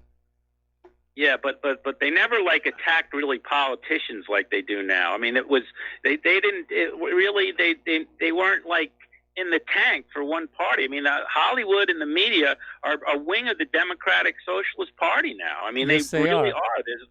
And they've just totally gone to one side. And what I don't understand is why my side doesn't attack them. I mean, the president, I was glad to see today that he attacked CNN and said, why doesn't AT&T do something about this? Because overseas it's embarrassing to see our country being, and I'm glad to see that. But I mean, and that's what I like about Trump is he is attacking the media, and I say make the connection between the media and their corporate ownership also. Like Microsoft. Microsoft does a lot of business with the government, and here they are they own NBC or MSNBC, and the same way with NBC. Isn't GE a part of NBC, and they make jet engines? So how are they attacking the president? And the president has the ability to say, well, we want Pratt and Whitney in our jet engines in our air. I mean, that's what I would do. I wouldn't announce it, but. I'd take the gloves off and going after these guys. They want to take sides, then you got to punish them. I mean, that's that simple. Well, one of the first rules of politics is reward your friends and punish your enemies. Yeah, right? It is one of the first rules of politics. But in our nation, Trump has to find a way to do it legally and within the framework of the Constitution. And you're right, he should be doing it. I've been saying for months now he needs to put on those presidential brass knuckles. But I'll tell you right now, the longer he goes without fighting back, the more emboldened his enemies are going to be. Yep, he's got to have to do something. And I saw Schumer on today, and he's talking about Trump's tariffs and how, like he wants the Mexican immigration to there's something wrong with making the Mexicans, protect our border. And I'm just thinking, well, why are you against our border being protected? I could see you saying you're against tariffs, but he wasn't. He's just, it just shows that the Democrats really have. The Democrats want those open borders because those millions of illegal immigrants coming into the country will be registered as Democratic voters and used to shift the red districts to blue. It happened in California on the midterms.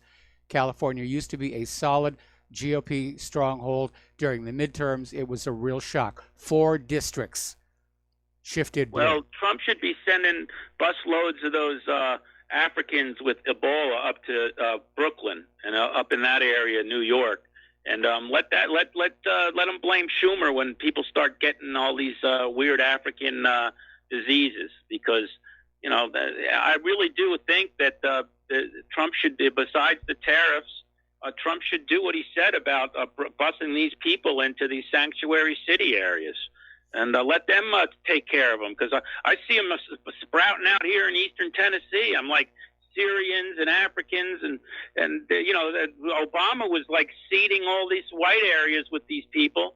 So let's start sending them off to like these liberal enclaves, maybe like Greenwich, Connecticut, and all these have you seen how Hollywood the liberals areas respond?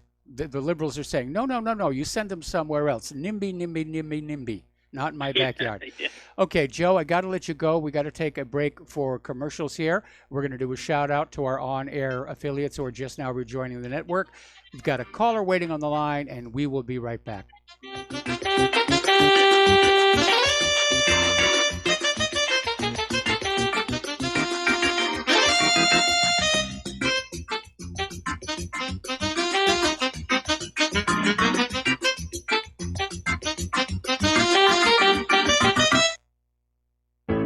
Many people write us about their experience with Extendivite. Allow me to read you some from Amazon.com.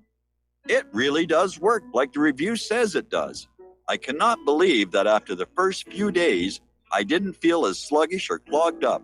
It has had a profound impact on my physical, emotional well-being.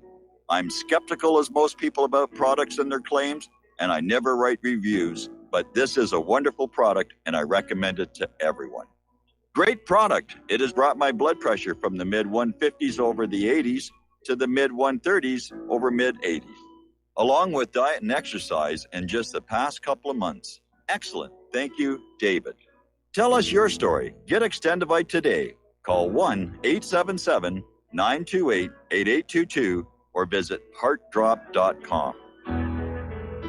Extend your life with Extendivite. Folks, we're living in a world the likes of which we've never perceived any clearer than we do now. The plan for global governance has been in the works for generations and would have likely been achieved by now, but for the fact that the globalists left open their Achilles heel. With all their tools, Federal Reserve System, fiat currency, no child left behind, and then Common Core education introduced to our schools to dumb us down, vaccines, pharmaceuticals to lobotomize us, GMO foods, insertion of compromised or bought and paid for politicians, judges, mainstream media propaganda, all pieced together like a puzzle designed to ultimately bring the world under submission. But with all their strategy, they forgot one thing: knowledge. And knowledge is power. With knowledge, their bombardment is nullified. Folks, with that, as brilliant and knowledgeable as you've become, among the wisest audience of any radio audience in the world, and you are, I want you to take a moment to reflect and ask yourself, how much of that knowledge did I obtain from Republic Broadcasting Network? How high has my consciousness been raised since I've been a listener? How fast am I now able to discriminate truth from fake news by being a Republic Broadcasting listener?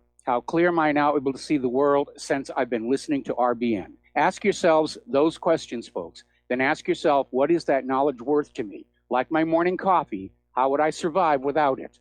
A voice of truth in a sea of lies. Do we not all need to make sure it survives? Like public broadcasting, we are now finding we can only survive with listener support. Censorship, advertisers being attacked, truth itself being attacked. It's the only way through this. We at Republic Broadcasting humbly ask you to become a supporter. Look at your budget and make a determination of what Republic Broadcasting is worth to you and what you can afford on a monthly basis. Go to republicbroadcasting.org and pledge $20, $30, $40, $50, if possible, $100 a month or more if it's affordable. Click the donate button and become a regular monthly donor. Assure both us and yourself that Republic Broadcasting truth will continue to flow like that morning coffee. The network thanks you.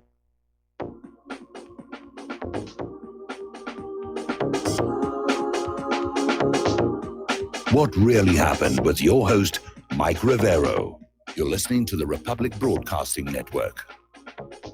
Here is your host, Michael Rivero. And aloha, America. Welcome back to our show here. And we've got little over an hour and a half to go on that very generous offer by Terry out in California, where if you will call in a donation to 800-724-2719, extension 1, that he will match it up to a total aggregate of $200. And it was very generous of him to do that. So let's go to the phones here to Jim in New York. Aloha, Jim. Welcome to the show. What's on your mind? Yes, sir. I just contributed that $200 to your board op. I don't know if he called you or not to tell you that I did match that, and RBN's worth that. You know, Well, thank you for saying so. It's a very good quality radio. You know what I mean? Especially with you. You know, you have a wonderful show, and I just wanted to put it out there. I'll match it. So you're also going to do. I'm sorry, I misunderstood. So you're also going to do a match to donations? Yes, that's what I did. I just spoke to your board op. I went through the whole contribution. So that means that from now until the end of the show, if one of our listeners donates $100, you, Jim, will donate $100, and Terry in California will donate $100, in effect tripling the effect of the donation. That is very generous of you. Yeah, like I said, your caller called up and said 200. I did 200. I don't know what's going on from that point. I don't know. Another 100. Well, thank you very much for your generosity and for your support. And if we could get this momentum moving. And by the way, as long as we're on the subject, there is one other thing that everybody listening to my voice right now can do, and that is to basically start getting the name RBN out there to the public. We have a decent audience, but we need to grow our audience so that we can grow our ad revenues, and we need to basically start bringing more people into the RBN universe, if you will. Now, you're going to run into people who are saying, oh, it's tinfoil hat, it's kooky stuff. But I imagine you're going to find a lot of people out there who know they're being lied to by the U.S. government and the corporate media. Can always remind them about Saddam's nuclear weapons and just say, if you want to really know what's going on, you go over to the Republic Broadcasting Network, or you go over to whatreallyhappened.com. And we really do need to start asking you to help us with the outreach to grow our audience, because that would help us get the word out, and that would be a good thing. So, Jim, thank you very much. We're going to let you go. Get on back to the news here. We're talking about the economic news here. And apparently, over the past 20 years, the share of Americans working in their 70s has risen from less than 10% to nearly 15%, according to U.S. Census Bureau data. And I don't think they're doing it out of boredom. They're doing it out of economic necessity. And it's another indicator that the economy is doing great for those at the top. That top 1%, the economy is just wonderful. It's just pouring all kinds of treasure all over them. But for ordinary middle and working class Americans, no, it's stagnating. It's grinding to a halt. Okay, let's see. Trump's Mexico tariffs sends gold prices climbing. And yeah, they've gone up sharply the last few days. I think they were a little down today. But for those of you who are playing the metals trade, might be a time to think about selling, holding the cash, wait for it to go back down again. You always buy low and sell high. But if you really, gold hit a 10-week high of $1,328 per ounce. Now, because the stock market did so well today, I think we can expect that gold went down because the two are inverse. But if you think about it, these tariffs on Mexican imports would be the biggest tax increase on the American people in decades. And if the tariffs ramp up all the way to 25%, as Trump has threatened, that would be the biggest tax increase since 1968. Now, the U.S. and Mexico are beginning talks aimed at avoiding tariffs. In fact, they're going to supposedly meet at the White House tomorrow afternoon. But Mexican President Andres Manuel Lopez Obrador says he's confident a deal to avoid tariffs would come out of the talks. Interestingly enough, officials in Mexico are saying the tariffs are actually going to make the migration problem worse. Now, whether that's a prediction or a threat is unclear. Mexico may be thinking, well, if we get hit with tariffs, we'll just get more buses and trucks out there and help these more and more of these illegals get up there. And we got to take another break for commercials. We'll be right back.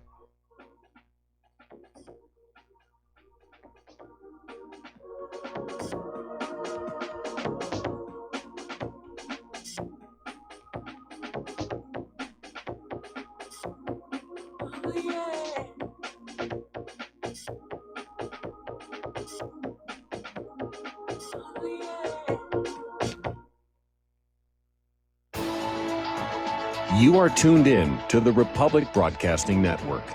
Visit our website by going to republicbroadcasting.org.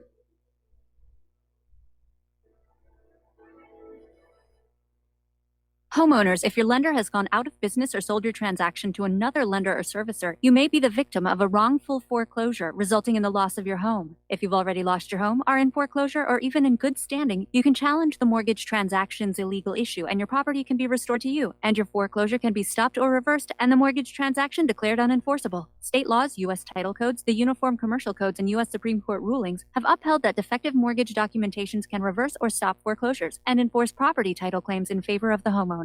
We are having successes in stopping the process of foreclosure, the enforcement of the foreclosure judgments, the sale of property, and evictions after the sale. We are not attorneys, and we don't give legal advice. We are a professional team of legal researchers, providing forensic mortgage audits and expert witnesses. We have the knowledge to produce the evidence and enforce laws regarding your legal issues. We've been in business for 12 years without a complaint. Consultations are free, and we provide a free title search to confirm if your mortgage has legal defects. Please call 855-253-3748. 855, 2, keep it today.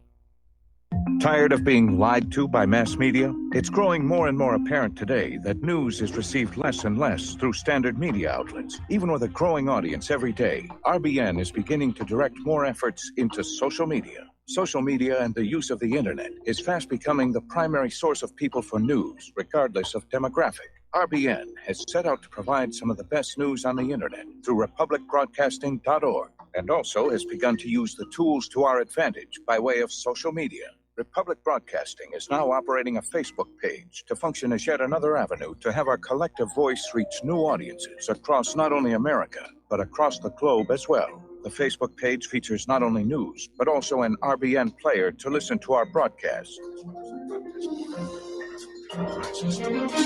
Get involved by visiting facebook.com/Republic Broadcasting and liking our page and share it with your friends and family, because you can handle the truth. Without the right accessories, any guy can be off the mark. Whether you've invested thousands in your arsenal or you own a single trusted firearm, a visit to AROutfitting.com is in order. It's one of the finest online selections of tactical optics and AR parts and add-ons, like EOTech, quick target acquisition with no peripheral loss. Browse the full range of Nikon scopes and binoculars. AROutfitting.com can illuminate your world with Streamlight gun-mounted lights from keychain to large handhelds up to 1,100 lumens. Find some stability with Battenfield tactical bipods. AirOutfitting.com has CMMG gun parts, barrels, assemblies, handguards, part kits, and more, plus mag-full clips and magazines. I know I've got you excited, so take a breath. Head to AirOutfitting.com. The site's super easy to navigate and features a ton of technical info, including links to manuals. We also welcome vendor and manufacturer inquiries. Remember, if you don't see it, we can get it at AirOutfitting.com.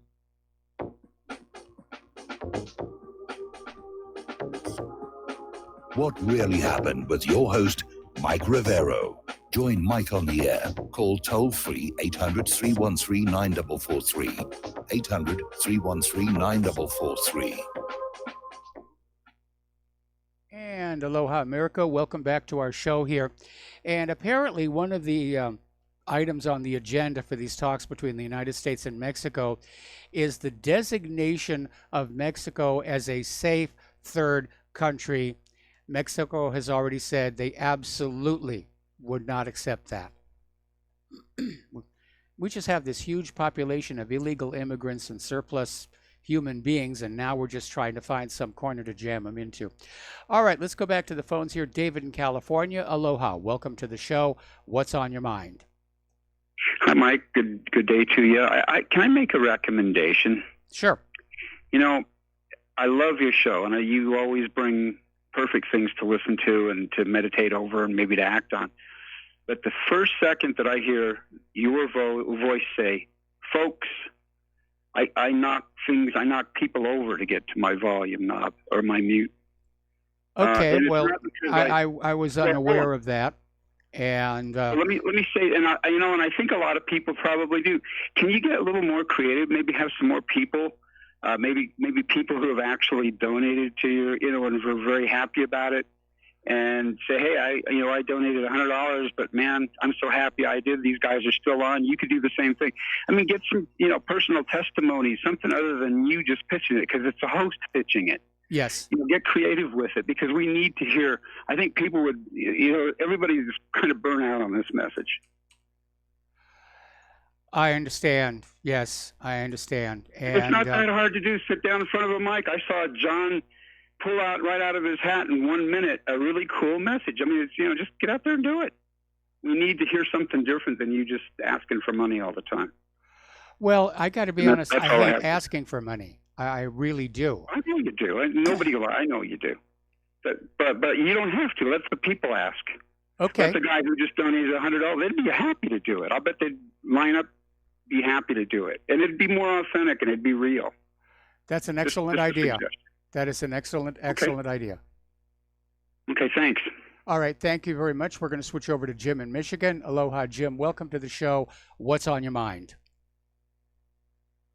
Hey, Mike. As far as Trump is concerned, he did win a battle with the courts and the federal courts as far as funding the wall from, other places, like it could be the Pentagon or whatever. So he got that. Yes. But we're talking about the tariffs now. And I'm thinking the tariffs are, I'm just thinking that the tariffs, he's going to do 5%, he's going to do 10%, he's going to do 20%. But there's like stipulations. And what I have known for years, Michael, is that Mexico has the toughest. You enter into our state without authorization, and you go into detention, you go into prison, you know what I mean? They had all this stuff. And so what's happened there? So what I'm thinking is the Mexican government is actually a person who was working with George Soros in the United Nations right now.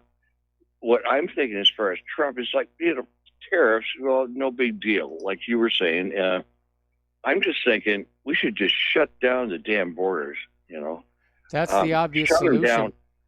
Eisenhower did it. Yeah, just shut them down totally until it chokes Mexico, because they're the ones who are colluding, with Soros and the United Nations to let them in our country.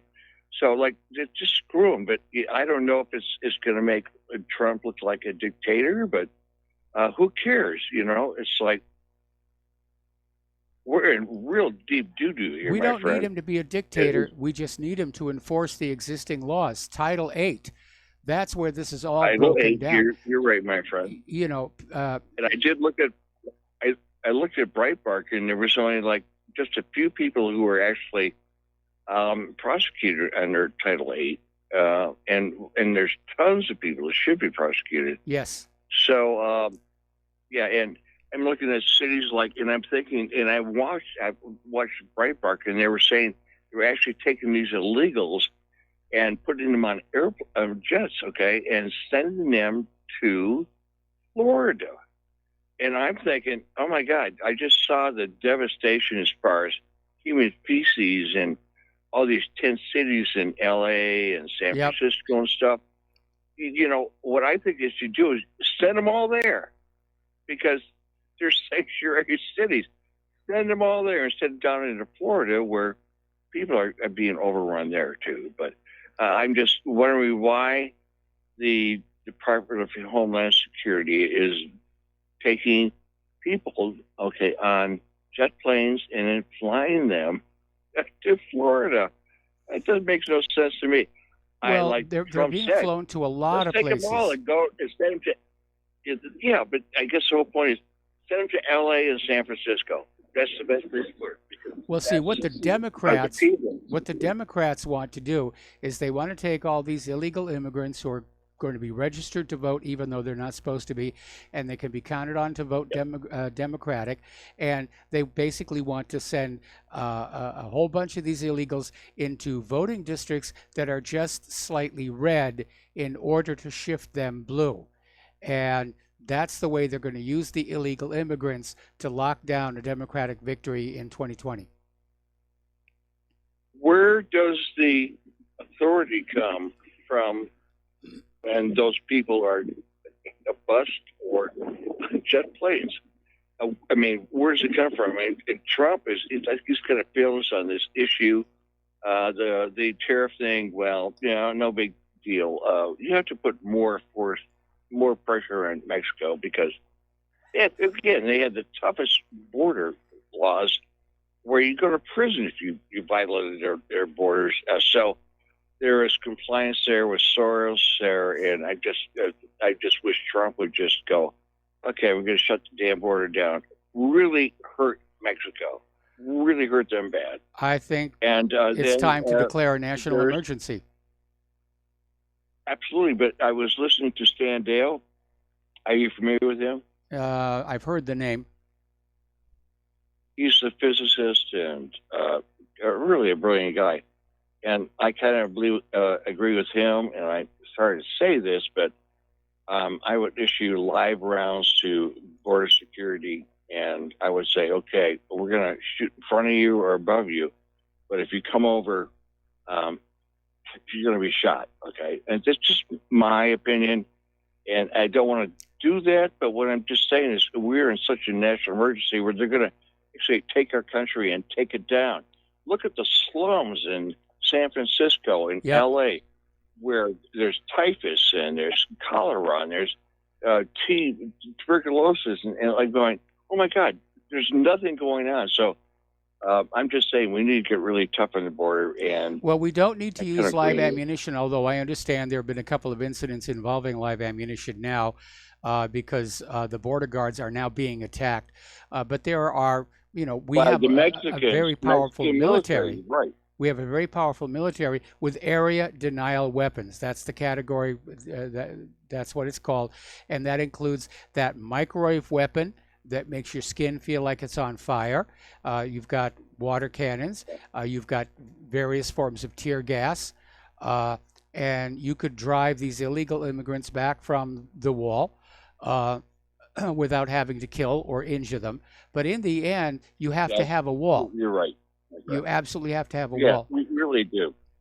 And I totally agree with you, and I just think Trump is going a long way around the barn to get through the door. He's going around 3 or 4 times. It's like, come on, man. It's like, and I don't know if it's that people are not advising him properly, but I think it's built a damn wall, and they ship all the illegals to San Francisco and L.A. and New York, okay, and without any kind of scrutiny as far as whether they're sick or not, which all of my immigrant parents had to go through in Ellis Island. Yes. And yours also. And I'm just thinking, my God, these Democrats are going to toilet our country. They're going to bring in all these diseases we've never had before. Democrats they're just horrible people, my friend. I'm sorry. Well, they're Anyways, caught up. thanks, Mike. They're Love caught your up in this ideology, and they think the ideology can reshape the world around them, and it doesn't work. It's probably the greatest single failure of liberalism is this idea that the ideology can warp science, psychology, health, and it really doesn't. Anyway, listen, But Jim. they live in mansions. They live in mansions, Michael, and they have armed guards. So, not like us. All right, well, Jim, thank you very much for the phone call. We're going to let you go and switch over to Steve Elkins. Aloha, Steve. Welcome to the show. What's on your mind? Well, yeah, I just want to comment on what your last caller just said, and that's true. They were supposed to ship the illegals down to South Florida, but Governor Rick DeSantis caught that and found out what was going on and stopped it. It didn't happen. But Yeah. what is interesting is that President Trump said he had no knowledge of this was happening, and what agency, somebody in the agency was actually superseding him. He had no knowledge this was happening, which is not a good thing to say because you're the President of the United States. You're supposed to know what's going on. So that was a really a lame thing to say, a lame excuse to say I didn't know. But other than that, I just got an email here, pop-up story I just sent over to you. It was interesting that the deputy on duty during the Parkland school shooting is now being hit with 11 charges, including child neglect, negligence, and perjury for hiding during the massacre that claimed 17 lives. He now faces a possibility up to 96 years behind bars. And you may want to talk about that a little bit. Which is interesting is that if this ever goes to court, if I am correct, the Sheriff Scott Israel had actually had a stand-down order for 3 officers, told them not to enter the building, but for some reason, this guy was supposed to go in by himself. So I think if that ever makes it into the courtroom, it's not going to look too good of why a stand-down order for 3 officers, but allow this guy go in, which led me to the belief, a possibility that this guy may have been set up to take the fall anyway, because a dead officer would help the gun-grabbing agenda even more so. Yes, absolutely. No question about it. And he may have been set up, and he just didn't fall into the trap of entering a school and getting gunned down and killed himself, because, like I said, that would have helped the agenda quite a bit more to have a law enforcement officer killed in the line of duty, too. So. Yeah. No, it makes a lot of sense. And now, has the stand-down order been confirmed as actually being real? Because there's a lot of misinformation floating around. Well, it was a while back. I remember reading it that the officer, Scott Israel, actually, he was relieved of duty now, too. Yeah. So he's been fired. So that'll be interesting if you bring everybody in court and the transcripts of saying stand down. I'm sure they have records of that. If that's true, and I think it is, then Scott Peterson was being set up for the fall, which would have helped the agenda. He would have been the bloody shirt. Yeah, he would have been. Well, that's something to think about. Like I said, I sent the article over to you. Take a look at it. I just posted it. All right. I'll talk to you soon. Hey, thanks, man. All right, thanks a lot for the phone call. We're going to let you go. The phone lines are open. I just got an email from somebody who's donated $20 to RBN and expressing thanks to the caller from California. So it's working. It's out there. Okay, as I think it was 2, maybe 3 callers ago mentioned, a federal judge on Monday denied a House request to prevent Donald Trump from tapping Defense Department money for his proposed border wall with Mexico, saying that Congress lacked authority to sue. U.S. District Judge Trevor McFadden wrote that the House's lawsuit was about whether one chamber of Congress has the constitutional means to conscript the judiciary in a political turf war with the president over the implementation of legislation. Now that is going to be an amazing legal precedent that can be cited to maybe tamp down on all these ridiculous lawsuits where every time Trump does something, oh no, we've got to sue, we've got to prevent it, because that's not what the judiciary is for. Congress's job is to pass the laws. The president's job is to enforce the laws. The Supreme Court's job is to make sure those laws conform the Constitution and not get into this constant infighting with each other. Pardon me. Okay. Apparently, Mexico is ferrying around illegal aliens to different places along the border to kind of spread them out so they'll avoid the bad optics of crossing all in one big unit. This is coming from the executive director of the Center of Immigration Studies. So yeah, Mexico is fully on board with this. They're getting illegals bus tickets to different places along the border where they can cross. Because yeah, there's this huge lump of humanity crossing over. It does look bad. And it does underscore how critical the situation is. And once again, we're getting this from Conservative View. Customs and Border Protection announced the first large group of people from Africa were apprehended in the Del Rio sector of Texas.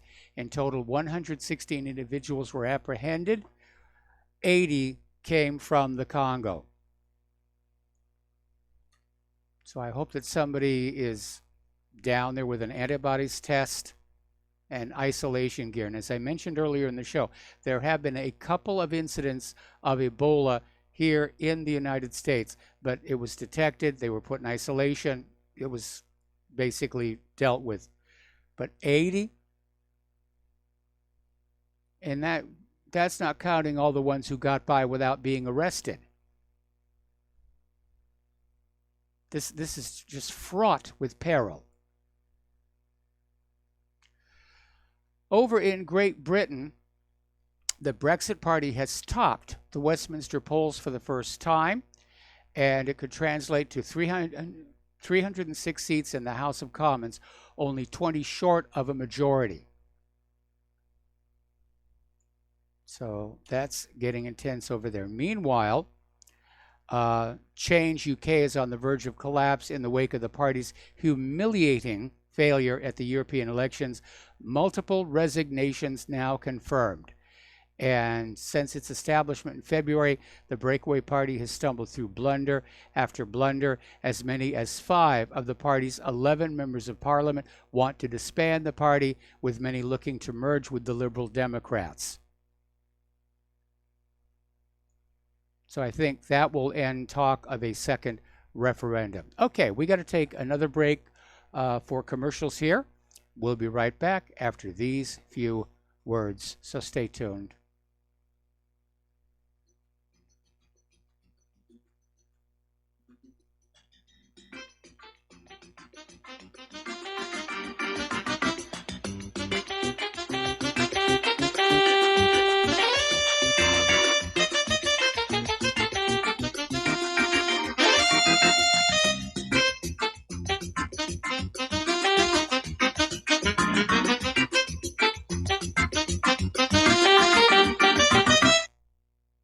Corporate media dominates the American opinion. Finding independent voices that counter this avalanche is becoming increasingly difficult. With the endless corruption running rampant throughout our government, independent voices are needed more than ever to battle the offensive against our freedoms and liberties. As a listener of RBN, no one understands this concept better than you.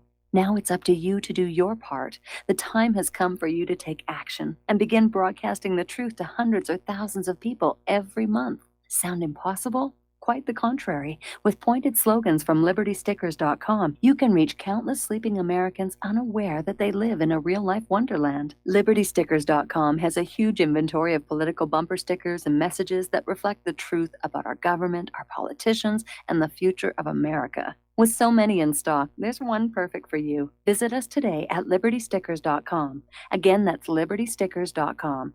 Do your part. Your voice is important. Let it be heard. Many people tell us about their experience with Extendivite. Just listen to what Glenn has to say. Prior to taking it, I had diabetic neuropathy. The Extendivite reduced that significantly. Acid reflux was reduced.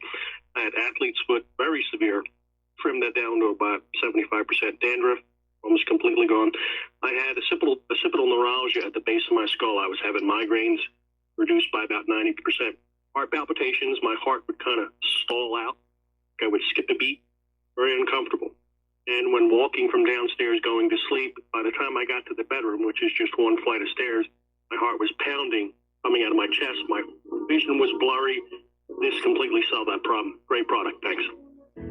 Tell us your story. Get Extendivite today. Call 1-877-928-8822 or visit heartdrop.com. Extend your life with Extendivite. Hi, folks. CBD is the home run hitter for health right now. Why, you ask? Because of what it does for the body. Unfortunately, I can't tell you all about the benefit. You know, there's reasons. Do your due diligence and log on to ancientlifeoil.com. That's ancientlifeoil.com. Ancient Life Oil uses organic ingredients and is blended in coconut oil for some of the best benefits. Legal in 50 states and non-psychoactive. Log on to ancientlifeoil.com. That's ancientlifeoil.com.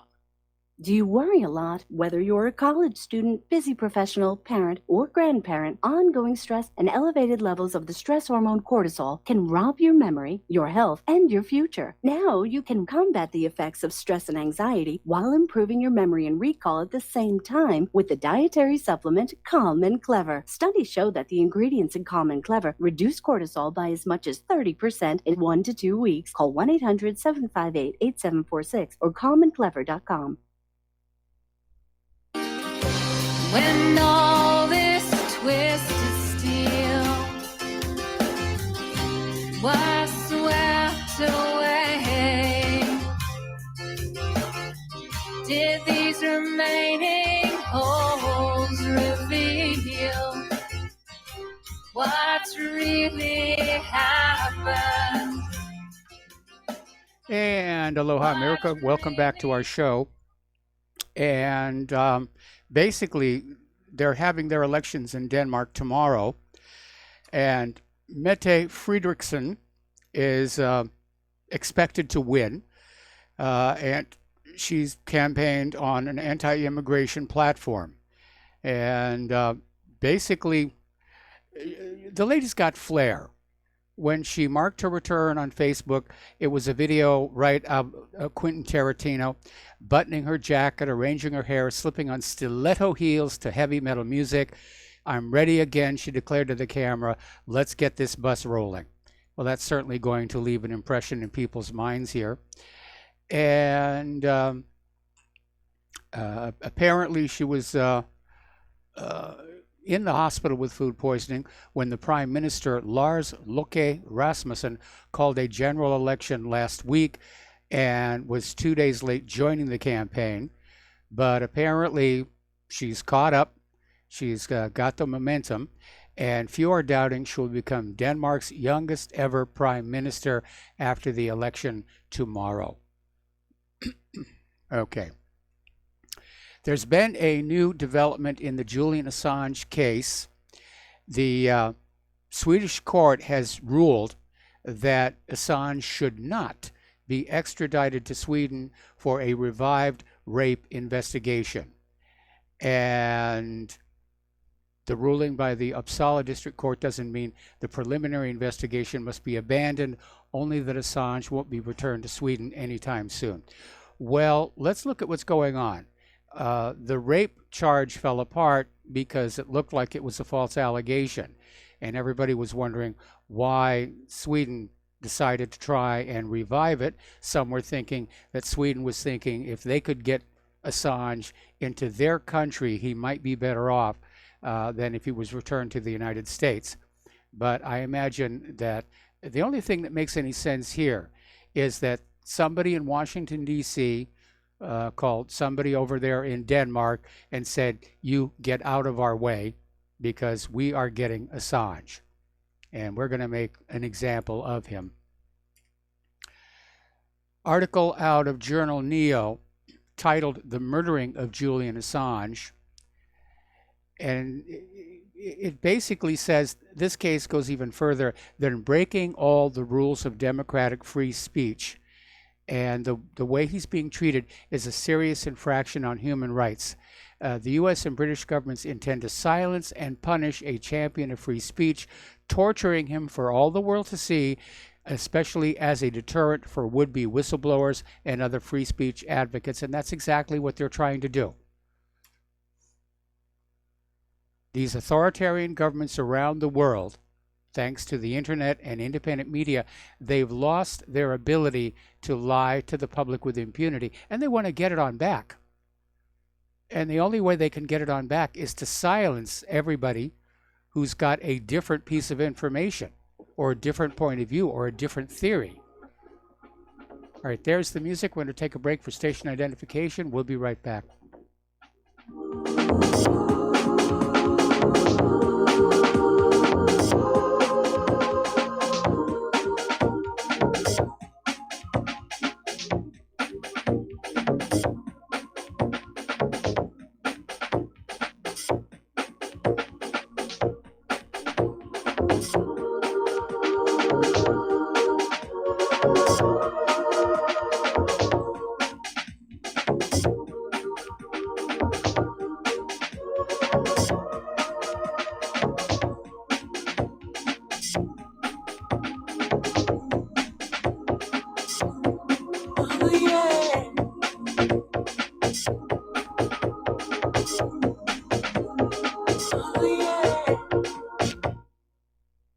Homeowners, are you in foreclosure, expecting to be served with a foreclosure lawsuit, or suspect your lender has coerced you into an illegal mortgage transaction?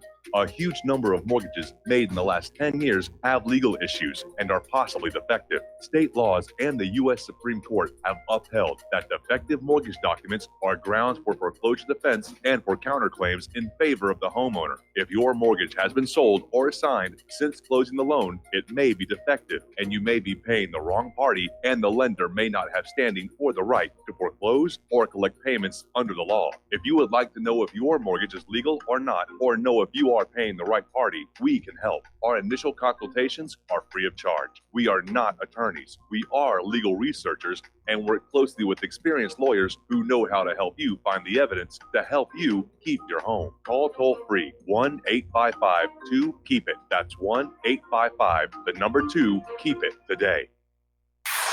You're listening to Republic Broadcasting Network, because you can handle the truth.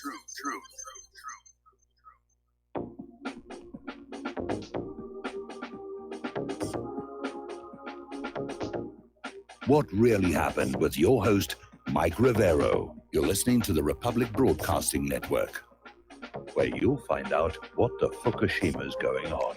And aloha, America. Welcome back to our show. Hour number 3. The phone lines are open, 800-313-9443. And we're going to go to the phones to Dustin in New Jersey. Aloha, Dustin. Welcome to the show. What's on your mind? Dustin, Mike, are you... There you are. Yeah, how you doing, Mike? You're on hey, the Mike, air. I was wondering, what Joe from Tennessee doesn't seem to understand is, like, you're dealing with a machine, man, that's worldwide. Like, you're going up against something that's, like, bigger than when Kennedy was around, basically. I mean, this is like Theresa May said, a rules-based international order. That's it. It's a neoliberal world order, so there's more involved than just dealing with people over here, because remember, Christopher Steele was from MI5, and he was part of the dirty dossier, and this is a worldwide phenomenon going on. The same with the immigration problem that's going on all around the world. So, you're dealing with a machine here, Yeah. And then on... It's called politics. And yeah, but Mike, and then on the immigration thing, I have to disagree with dropping them off in Florida and San Francisco. They're still in the country. Like, you can't do that, because if you have them on the bus, then you ship them out. Like, why would you move them around like a chessboard in your country? Because they're still in your country. They could just be moved out of San Francisco and into the rural area of California or the panhandle of Florida. So that just don't make any sense for people saying we should just dump them here or there. That's stupid. That's just, they're still going to be in your country. Yes. So it doesn't fix anything. And then, Mike, on I think I told you this the other day, on RT, they're talking about how Malaysia wants an Asian gold-backed currency. Yes, we talked about that the other day. China, but China wants that too. So can you, so you're looking at right now as we're speaking, there's shift going on here. Like, I mean, this whole, we're isolating ourselves to be making America great again, protectionist or Americanism. And that they talk about that on the Duran. If you go, it's called Trade Wars. Trump builds a tariff wall. But at the end of the show, they talk about how, well, if that happens, what happens to the world's reserve currency? We're going to lose that, and we live off that. Our whole way of life is built off that model, because just like we export our garbage, just like Canada, we export our debt. People buy our debt. Yes, they do. Right? I mean, so, but how would that work out then? Like, if we lose the world's reserve currency, like, our whole way of life will just shrink by like half at least. I mean, it's just no way. look at how our standard of living has declined in the last 2 decades here. We're already not the country that we used to be.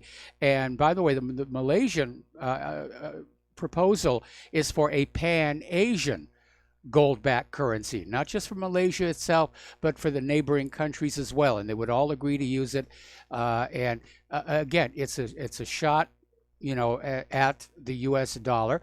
And by the way, the dollar is no longer the world's, the reserve currency. It's now considered a part of a basket of currencies that are used for international foreign exchange. But its preeminence within that basket is very much in decline. And you're absolutely right. If the rest of the world drops the dollar, that's going to be a major body check against the U.S. economy, because the United States became very dependent on that Bretton Woods agreement to keep the money just flowing into the country without having to really give much of anything back for it, except, maybe ink and paper. Yeah, that's what give us the ability to print money out of thin air. We have 10 aircraft carriers, 800 military bases around the world, Social Security, Medicare, Medicaid. If we all have to pay for it ourselves, in this country, there's not enough tax revenue to pay the debt off and all these other. We would be. It would take us decades to get back to where we actually were. Yes. And I'm not talking about World War II era. I'm talking about because we would just decline too much. That's why I think it's too late. That's why I keep saying, everybody calls me negative. It's too late because it's just. Unfortunately, globalism with all the supply chains linking around the world, I think it's too late. I don't know. I could be wrong, but I just don't know. I just can't see us losing that reserve status and keeping our lifestyle as we know it now. Yeah, but again, I just don't. Look at how our lifestyle has already declined. And I'm not just talking about individuals. Look at what's going on in all these cities with all the homelessness and the trash and everything. It's because they don't have the money to clean it up. This is an empire very much in decline right now. And it's because our manufacturing, we don't make anything people want to buy. Nobody wants our agriculture, which is going to be in short supply this autumn anyway because of the floods. We're in serious trouble here. And all our government can think of doing is starting wars on other countries because they can't think of anything else. And they're hoping that if they can get into a really big war, we, the American people, will forget who got us into this mess. And we'll go along with the chants about those gosh darn Chinese and those gosh darn Russians and those gosh darn Iranians. And yes, no sacrifice is too great to get those evil people. Not realizing that the sacrifice is to try and pick up the pieces and glue an economy back together. And I'm I got the last thing I got to say, speaking of Russians. If you everybody go on YouTube, on RT, and on the uploads, it's about 4 or 5 in. It's Russia's anti-ballistic final test. I never seen anything like this, Mike. You have to watch it on break or when you have time. It's a real quick video. Okay. It's amazing. I never seen anything that fast before. Could you email me the And URL? have a good show. Okay, it's like I said, it's on RT uploads. It's just the 4th video in on YouTube. Okay, but it would help me if you could send the URL. So okay. Thank you for the phone call, and we're going to Okay. let you go. The phone lines are open. And we're going to do a shout out now to our on-air affiliates who are just now rejoining the network. So getting on back here, article came out of Investment Watch blog, time for conservatives to get ruthless fighting for free speech. And it's basically going on about how liberals are leading the charge for more censorship because they've basically lost the battle of ideas. The American people don't like their ideas because they understand who would be asked to pay for the liberal utopia. And so they want to ban our ideas so that people can't hear about an alternative. So, and we have all these large media social media companies like YouTube and Google and FaceTime that their executives are all heavy liberals, and they're perfectly okay with this idea. We can censor conservative voices because we serve a higher purpose. Forget about the First Amendment, forget about fairness, and forget about honesty and ethics and morality. We serve the God of liberalism, and that makes everything that we do okay. So liberals love censorship. They really, really do. Okay, a little bit of good news. There is that pro-life movie. It's called Unplanned, and it won the K-Love Fan Award. It beat 4 other movies to take the prize at the K-Love 2019 Fan Awards at the Grand Ole Opry in Nashville, Tennessee. And it's kind of ironic because earlier this year, K-Love prohibited advertising for the movie, claiming the film was too political and that the station avoids promoting R-rated movies. The network did an about-face, however, after there was a serious public outcry. Now, Rachel Maddow, who's in terminal decline, and I guess all the corporate media is, apparently CNN's ratings dropped by double digits last month. Rachel Maddow is out there saying that there needs to be an abortion underground railroad to defy the pro-life laws, and she's trying to compare having abortions to freeing slaves. That's a pretty desperate reach out there. And Nikki Haley, of course, has gone on the warpath against the idea that being pro-life is anti-woman, and she says it's not real feminism. And being pro-life is not anti-women because roughly half of those fetuses are women in the making.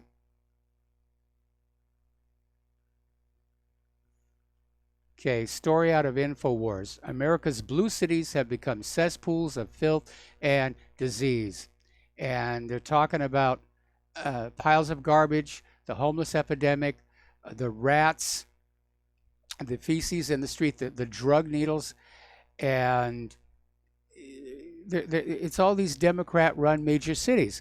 And as I said, the reason they can't clean it up, they don't have the money.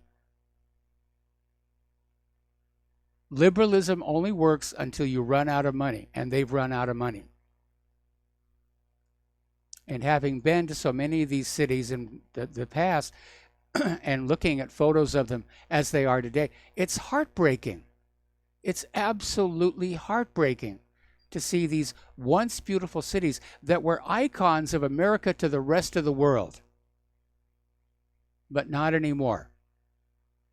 The rest of the world is now looking at what's going on in these cities and saying, yes, the United States is clearly a nation in decline, headed for collapse. Okay, Dr. Drew Pinsky, he's a longtime Los Angeles resident, radio personality, basically was on a recent episode of the Ingraham Angle and says Los Angeles is collapsing into third world health status. And the filth of progressivism has become undeniable. And he says it's headed for a complete breakdown. There's rampant illegal immigration, homelessness, rodent infestation, infectious diseases. These are just a few of the many serious problems afflicting today's Los Angeles. And in the eyes of Dr. Pinsky, the California Mecca is now in many ways worse off than many third world countries because of it all.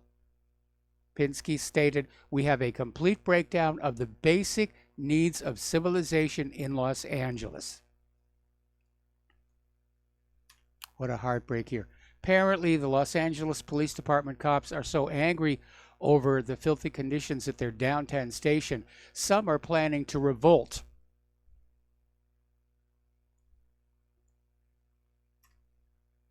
Okay. Homelessness has jumped 12% in Los Angeles County and 16% in the city itself over the last year. This is the number of people living on the streets, living in their vehicles, or living in shelters. Anyway. Okay. Pardon me. Article from Natural News. talking about a study that was published back in 2006 by the Journal of National Cancer Institute, reported that 61% of women who were treated with chemotherapy for breast cancer were hospitalized in the year following for a variety of reasons. The researchers found that in the year following the women's initial diagnosis, the women on chemotherapy were much more likely to be hospitalized or go to the emergency room for any cause. Only 42% of the women not being treated with chemo went to the ER or were hospitalized, compared to 61% of the chemo patients. Most of the hospitalizations were for fever and infections or for low blood cell counts and dehydration. Basically, they're saying that conventional cancer treatments can be as dangerous as the disease itself. And I got to watch my mother succumb to cancer treatment. And to this day, I'm not sure she died of the cancer so much as the cancer treatment, because they hit her with both chemotherapy and radiation. And it just tore her up. Absolutely. A more recent study conducted by the Albert Einstein College of Medicine of Yeshiva University in New York found that chemotherapy often increases the aggressiveness of cancer cells, causing tumors to spread throughout the body. But hey, it makes money, and that's really all that matters, isn't it? The cancer industry. Okay. Now, last year, Chinese researcher He Jiankui shocked the scientific community. He had artificially conceived, genetically manipulated identical twin girls who were supposed to be resistant to HIV. And it drew criticism from the science community, questions about the ethics. The Chinese government got involved. And now there's a new study that confirms these identical twins have a significantly shorter life expectancy because of the genes that this doctor tampered with. There's an oopsie. I can imagine that the vaccine industry and the medical industrial complex are getting frustrated at the growth of the anti-vaccine movement. And they're trying very hard to continue to force their products on you with all these laws and all these states about how your child has to have 41 shots before they can go to school. And now they want to have adult vaccines. And a big part of it is how many vaccines there are, how many shots you have to have, and that you have to have a booster shot down the road. So now they're changing their marketing technique, and they're coming on out with this idea that they're developing a super vaccine that will be all the immunizations in one shot that will last for your entire life. Going to cost a lot of money, but really, wouldn't it be better to just have the one shot and write us out a big check than have to come back to the clinic for this jab and that jab and that jab and so forth and so on? Personally, given how much they've botched up with the existing vaccines, I don't think so. And don't forget, the reason this may not be true is that, just to take influenza, for example, new strains of influenza are always evolving that require a new flu vaccine. So already we know there are going to be some additional shots down the road at regular periodic intervals. Now, this next story shows how the medical industrial complex is trying to consolidate its market share, if you will, or dominate the market. There is a new lawsuit by the Center for Inquiry that alleges Walmart is committing wide-scale consumer fraud and endangering the health of its customers through its sale and marketing of fake medicine. Now, what they mean by fake medicine is homeopathic medicines. The lawsuit was filed in the District of Columbia last month. CFI is also involved in a similar lawsuit against CVS that's been going on since June of 2018. Walmart sells homeopathics right alongside real medicines in the same sections of the store under the same signs. So this guy who's behind all of this is CFI's Vice President General Counsel, Nicholas Little. And I wonder how many pharmaceutical stocks from the big pharmaceutical corporations are in his portfolio. So there are a lot of people who trust the homeopathic products a lot more than the conventional medications. And for good reason. I mean, if you watch those glitzy, expensive commercials on TV where they're touting the latest thing, you know, Humitra or whatever it is, and there's always that voice at the end talking very, very fast about how dangerous this drug is. That's going to scare off people who listen to that. You don't get those warnings on homeopathic products. You really don't. Okay, we're going to take a break for commercials, and we will be right back.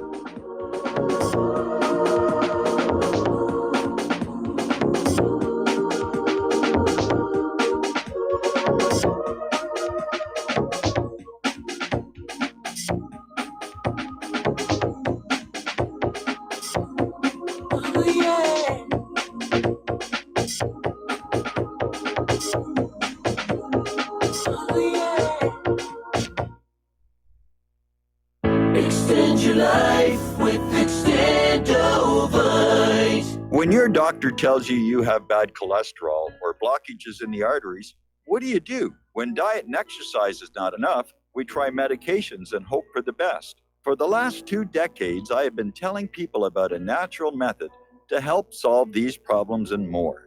Extendovite can help maintain cardiovascular health and lower blood lipid levels in adults.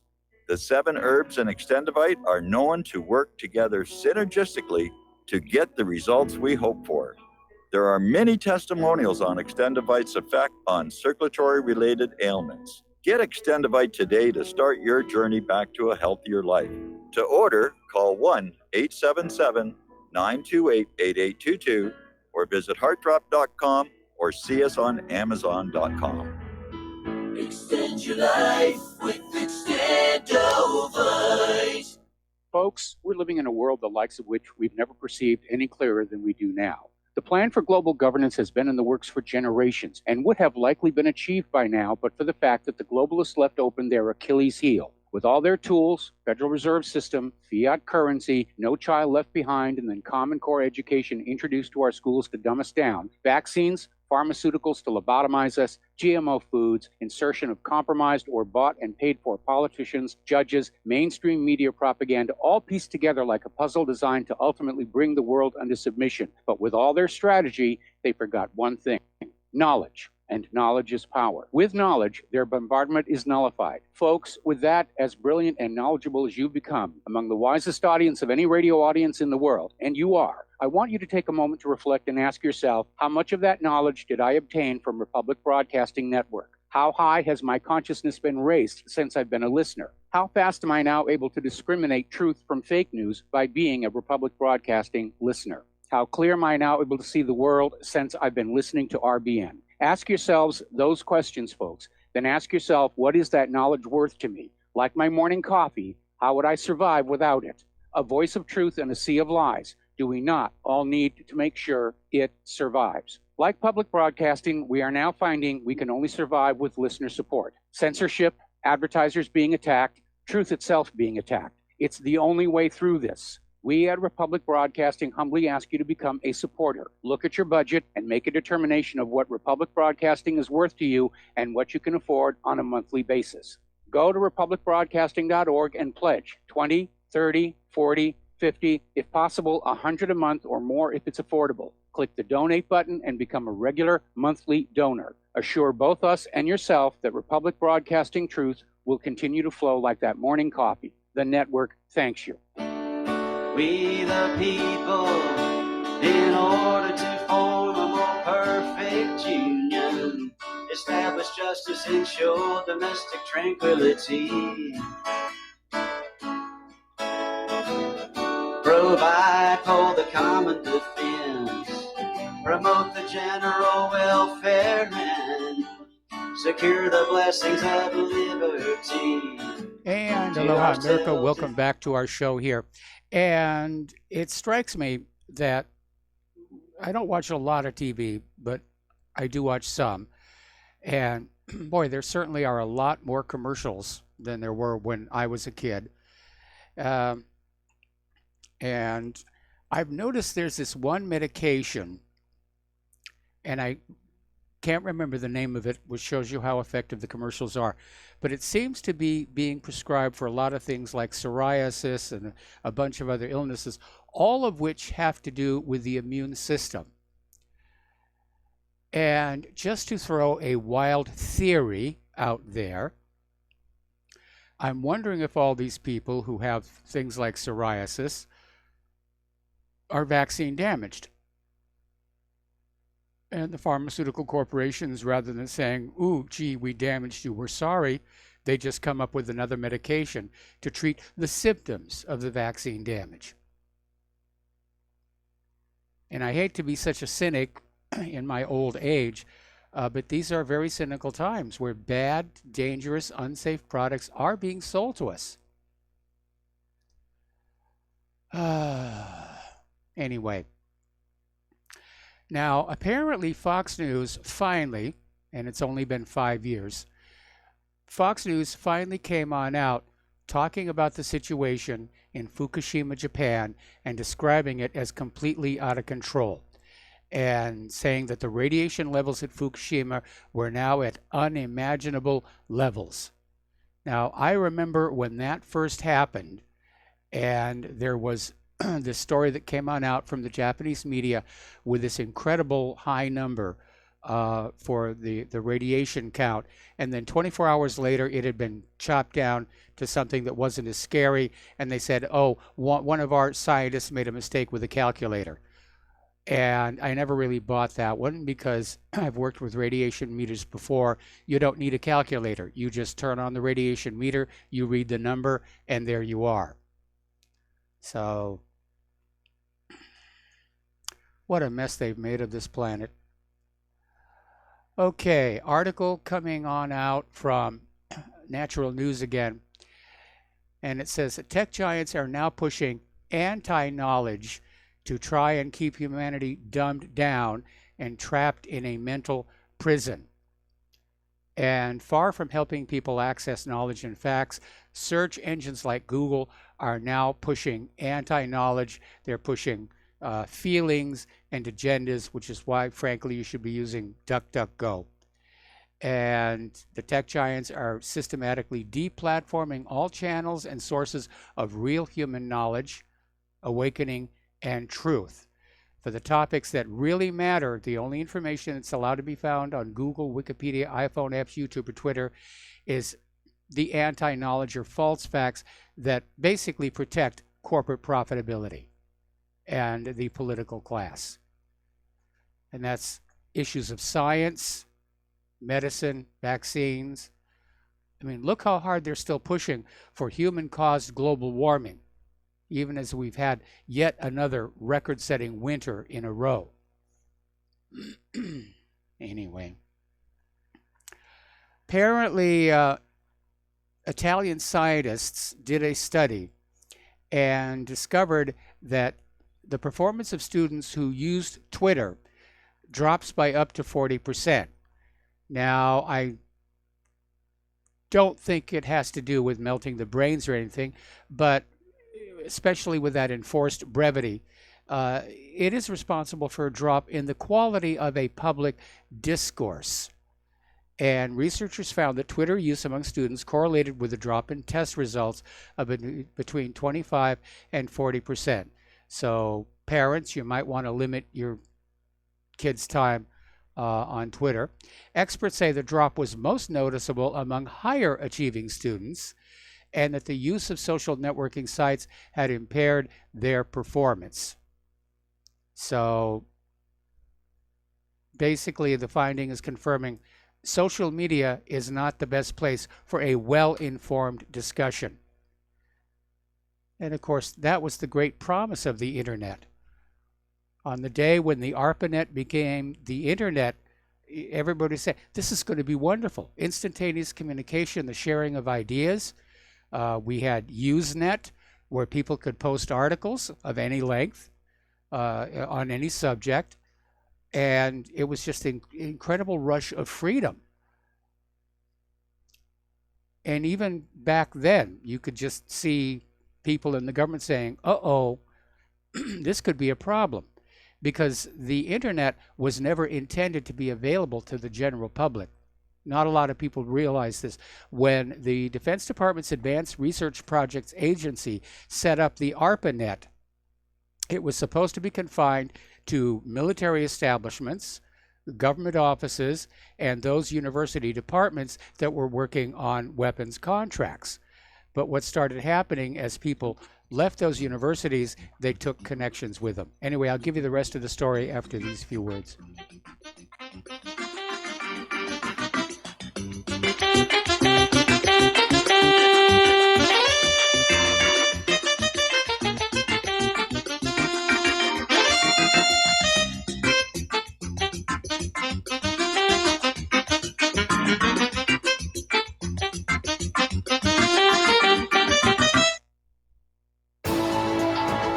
You are tuned in to the Republic Broadcasting Network. Visit our website by going to republicbroadcasting.org.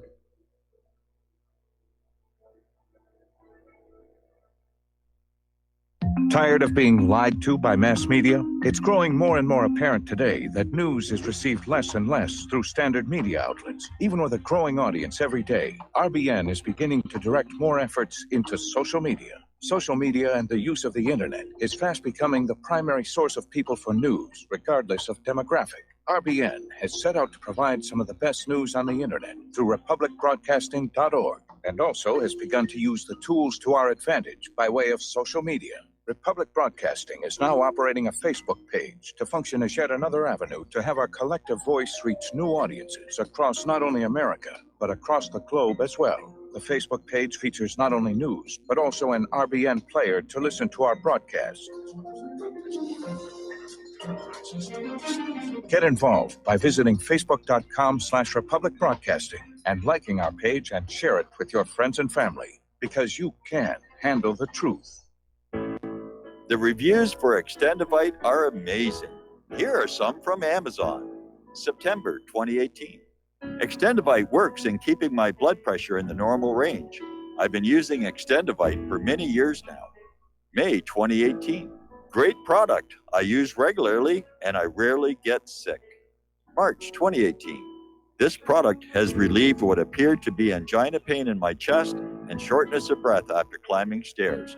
I'm quite happy about it. February 2018.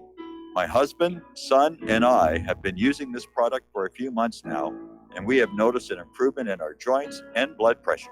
Tell us your story. Get Extendivite today. To order, call 1-877-928-8822. That's 1-877-928-8822, or visit heartdrop.com. Extend your life with Extendovite. Corporate media dominates the American opinion. Finding independent voices that counter this avalanche is becoming increasingly difficult. With the endless corruption running rampant throughout our government, independent voices are needed more than ever to battle the offensive against our freedoms and liberties. As a listener of RBN, no one understands this concept better than you.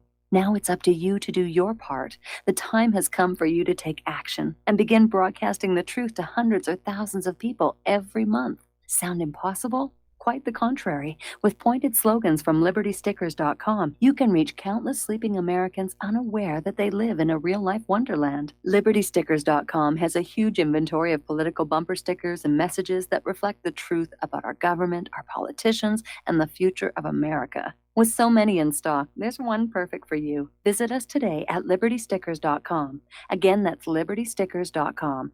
Do your part. Your voice is important. Let it be heard. When all this twisted steel was swept away, did these remaining holes reveal what's really happened? And aloha, America. Welcome back to our show here. And I've just been informed that Julie had to take off unexpectedly. So if you still want to make a credit card or debit card donation to RBN, the number is 800-724-2719, extension 3. And that'll put you right into the control room, and they'll get you taken care of. Okay, so we're talking about the origins of the internet and how it just dynamically changed the flow of information in our society. When DARPA first created the DARPANet, it was not for public consumption. But as scientists who were involved in these university programs left to join the private sector, they would basically arrange to take along an internet connection. It was just too good to leave behind.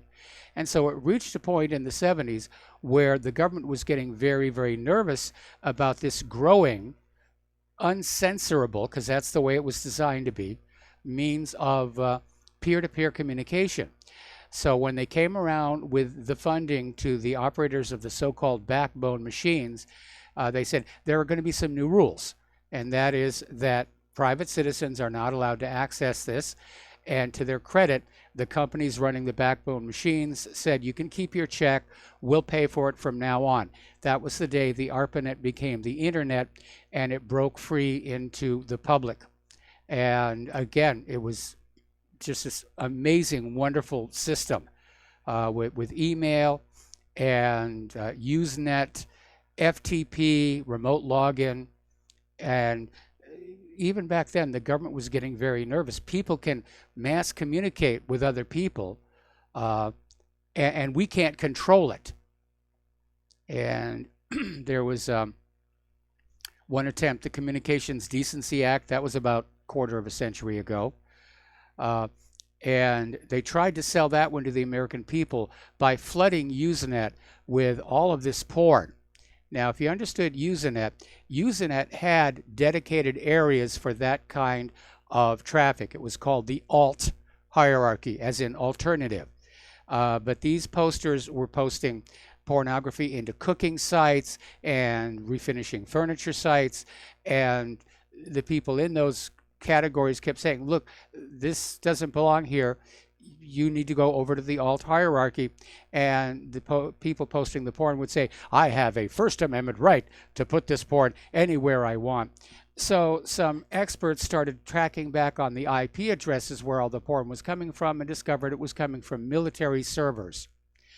So they went into Congress with this Communications Decency Act, and Senator Exxon had his Exxon Amendment, which was highlighted by a blue binder, which contained, the same pictures that were being poured onto Usenet.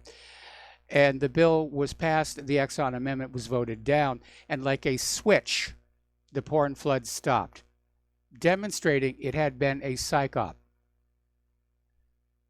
So, now Usenet is no longer with us, unfortunately, because there were too many copyright violations, but while it was around, it was a wonderful way to share your favorite photos. I mean, this is all in the days before, Facebook and the modern incarnations. But you need to understand, back then, it was all peer-to-peer. There was no central filtering authority. There was no place where you could put down a machine and start censoring it. It was designed that way in order to survive a nuclear attack. And what we have seen come on since the 1980s is the rise of the Googles, the Facebooks, the Twitter, which in fact centralize all the communication in a way that can be censored and filtered. And that's the reason they are supported so much by the government, and they don't want, uncontrollable peer-to-peer communication. All right, there is a new scam out, and it's a phishing campaign. It pretends to be from the Office 365 team, warning you that your email account cancellation has been approved and that all of your email will be deleted unless you cancel the request within the hour. And of course, when you click on the cancel button, you open up your machine to an attack. Microsoft has issued another warning to patch the wormable BlueKeep flaw. This is the second warning for users of older Windows releases to patch their systems to block potential attackers from abusing the critical Remote Desktop Services remote code execution vulnerability dubbed Blue Keep. And of course, remote execution desktop is a security weakness in and of itself. And as of right now, they have not seen this vulnerability incorporated into malware, but nobody wants to bet it's going to stay that way. I think we mentioned this last week. I think we mentioned this on Friday when we were talking about Claire. But apparently there is a cyber defense summit to be held this October, and the keynote speaker is going to be former Secretary of State Hillary Clinton. She of the unsecured private email server in her home. Boy, she's got to be desperate for audiences here. The amount of snow blanketing the Sierra Nevada is even larger than the 2017 snowpack that pulled the state out of a 5-year drought. As of last Thursday, the snowpack measured 202% of average after a barrage of storms throughout winter and spring, according to the Department of Water Resources. So they're going to have plenty of water, but it's just another reminder. We got a lot of snow this last winter. And by the way, we are hearing from down in Australia that winter has come early there, and that they're getting snow much earlier in the season than would normally be the case. Over in Indonesia, the Agung volcano has started erupting. The aviation color code was raised to red, which means stay away, because you don't want to fly an aircraft through all of that fine glass pumice, which is what volcanic ash is. And apparently there's been a new eruption near the summit of Mount Etna in Italy. And 2 new eruptive fissures have opened early May 30th on the northern and southeastern sides of the new southeast crater, producing modest strombolian activity and small lava flows. Now, a lot of people are getting very, very nervous about Italy because it's been revealed that yet another supervolcano lurks deep underneath what would be considered the toe of the Italian boot. So, okay. Apparently over in Kentucky, emergency crews are responding to a possible explosive. There's a video up at whatreallyhappened.com where they're basically sending in the little robot to see if they can determine what's going on. They're saying the vehicle has all the appropriate markings to be there, including warnings that it's got explosives on board. But for some reason, the police and the FBI got very suspicious, and they're taking a look at it. Apparently, the U.S. Senate is going to vote on Senator Paul's balanced budget plan. I'm predicting this one will go down in flames. Congress doesn't want to balance the budget. If the budget's balanced, it means less money for their pork barrel projects into their own districts with which to buy votes. Okay.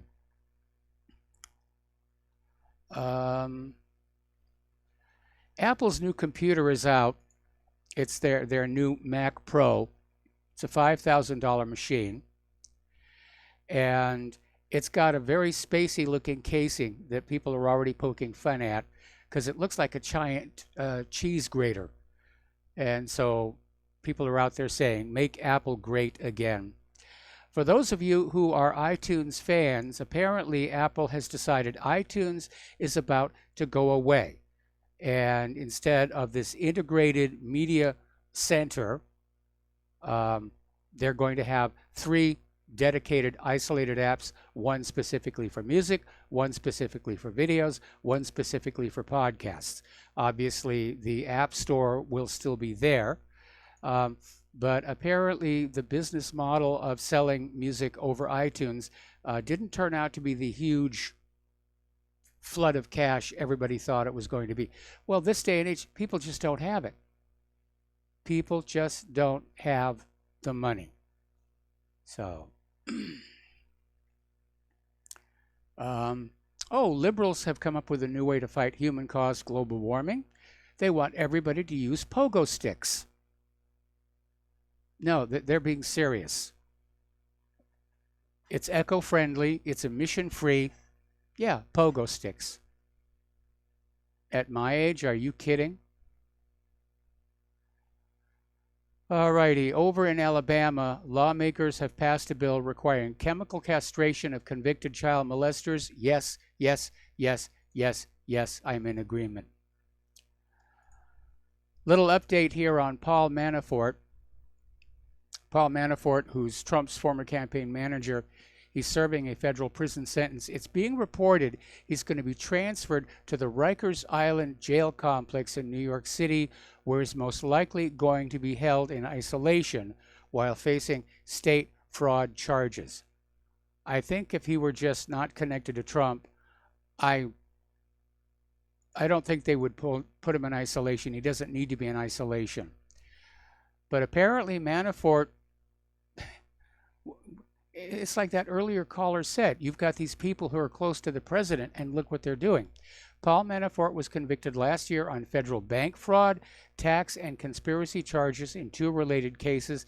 He's serving a 7.5-year federal prison sentence in Pennsylvania.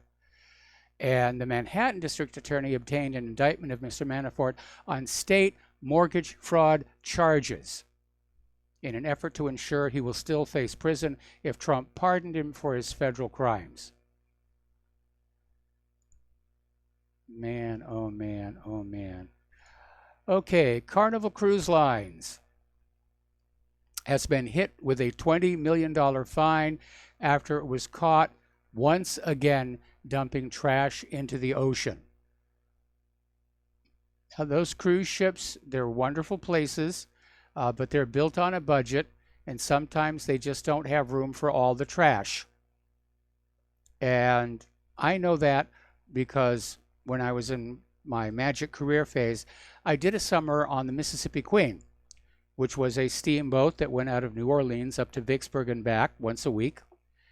And sometimes dealing with the trash did get to be a problem because we couldn't just throw it in the Mississippi River, although it was very obvious looking out the porthole that a lot of other people were. But we had to just jam it in corners until we got back to our dock, and after the passengers got off and weren't there to see it, we'd just all be lugging it out and putting it in the bins there. But yeah, $20 million fine. That is pretty bad here. Okay. A government watchdog says the FBI has access to about 640 million photographs, including from driver's licenses, passports, and mugshots that could be searched using facial recognition technology.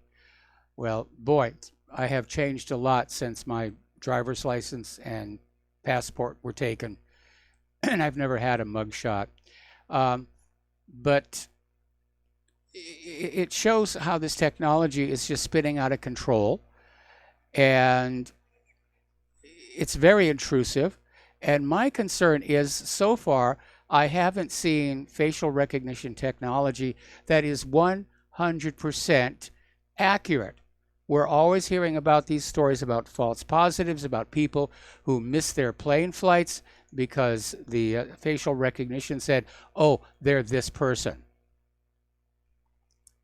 So 640 million photographs in a nation with a population of only 300 million. It's like the law of the hammer. If you give a small child a hammer, everything they encounter needs pounding. If you give the government computer technology, everything they encounter needs to be computerized. False on both counts. Some things don't need computers. And we don't need computers until the technology is robust and mature and guaranteed to work, which it is not right now. Okay.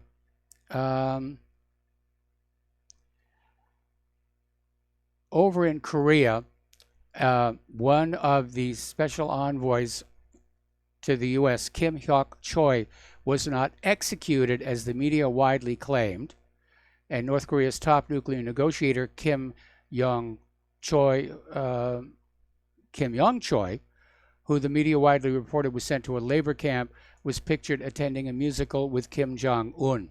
So it's more fake news. I mean, we're being flooded. I mean, the fake news has hit tsunami stage. I'm not surprised CNN's ratings have dropped by double digits. Who would even bother to watch that anymore? For the commercials? We are the most lied to people on the face of this earth. We really, really are. Okay, we were talking before about how students who are on Twitter too much, we're seeing their academic scores decline.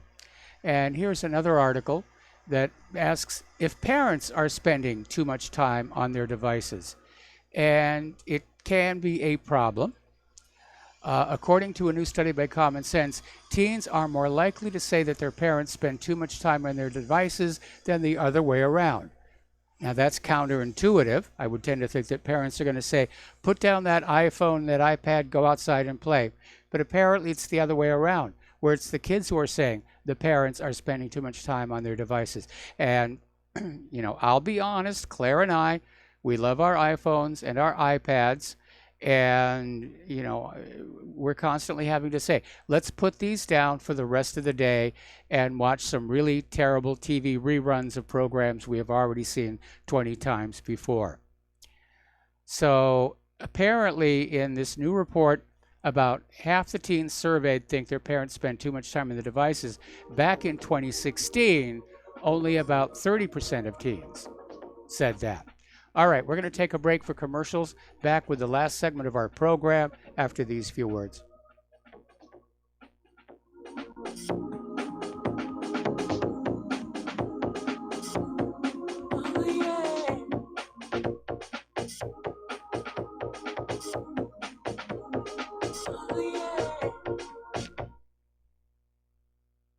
Homeowners, if your lender has gone out of business or sold your transaction to another lender or servicer, you may be the victim of a wrongful foreclosure, resulting in the loss of your home. If you've already lost your home, are in foreclosure, or even in good standing, you can challenge the mortgage transaction's illegal issue, and your property can be restored to you, and your foreclosure can be stopped or reversed, and the mortgage transaction declared unenforceable. State laws, U.S. title codes, the Uniform Commercial Codes, and U.S. Supreme Court rulings have upheld that defective mortgage documentations can reverse or stop foreclosures and enforce property title claims in favor of the homeowner. We are having successes in stopping the process of foreclosure, the enforcement of the foreclosure judgments, the sale of property, and evictions after the sale. We are not attorneys, and we don't give legal advice. We are a professional team of legal researchers, providing forensic mortgage audits and expert witnesses. We have the knowledge to produce the evidence and enforce laws regarding your legal issues. We've been in business for 12 years without a complaint. Consultations are free, and we provide a free title search to confirm if your mortgage has legal defects. Please call 855-253-3748. 855, 2, keep it today.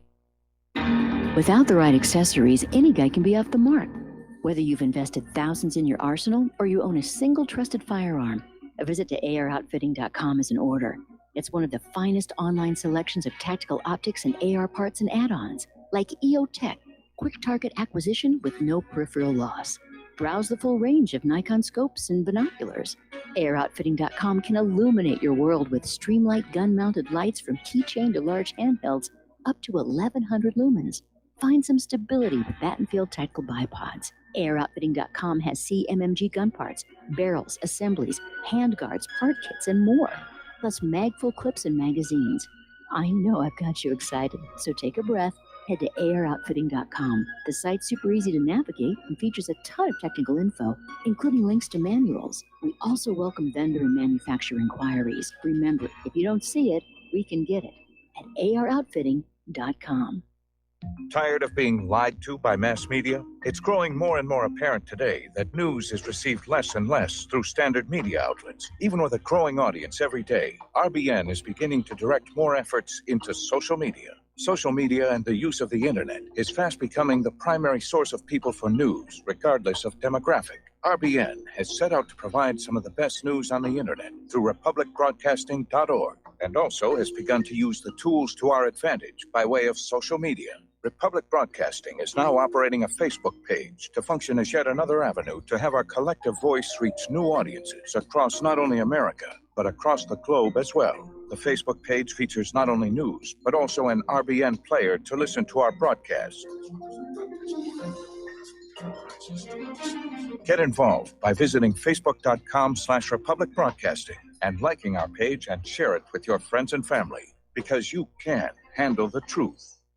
When all this twisted steel was swept away, did these remaining holes reveal what's really happened? And aloha, America. Welcome back to our show here, last segment of our program today. And I want to start out by saying thank you to everybody who called in during the show to make a donation. I don't know the exact number, but I'm told that it was significant. And that's every bit helps. It really does. So again, thank you from the bottom of my heart. And I know that John Stadmiller is going to thank you, and all of RBN is going to thank you, because we're hanging on by our fingernails out here. Okay, so a lot of news is just coming on in here. Apparently, congressional Republicans, in fact, are looking at finding a way to block President Trump's Mexican tariffs. Apparently, Russian tariffs are good, Chinese tariffs are good, Mexican tariffs are not good. And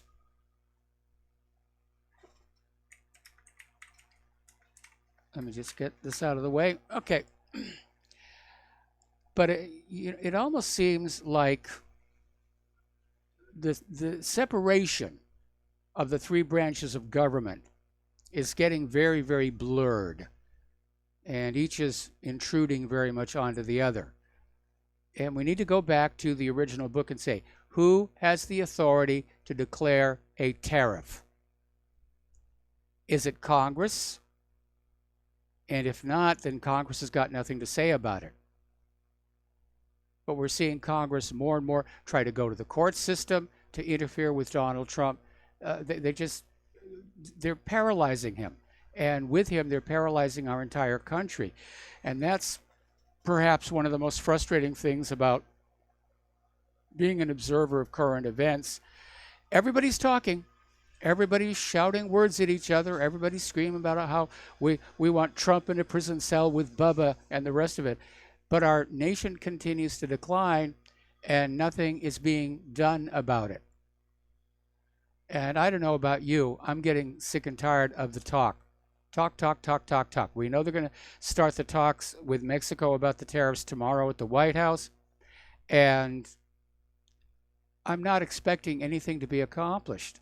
They've been talking about the border wall for ages. That's not being accomplished.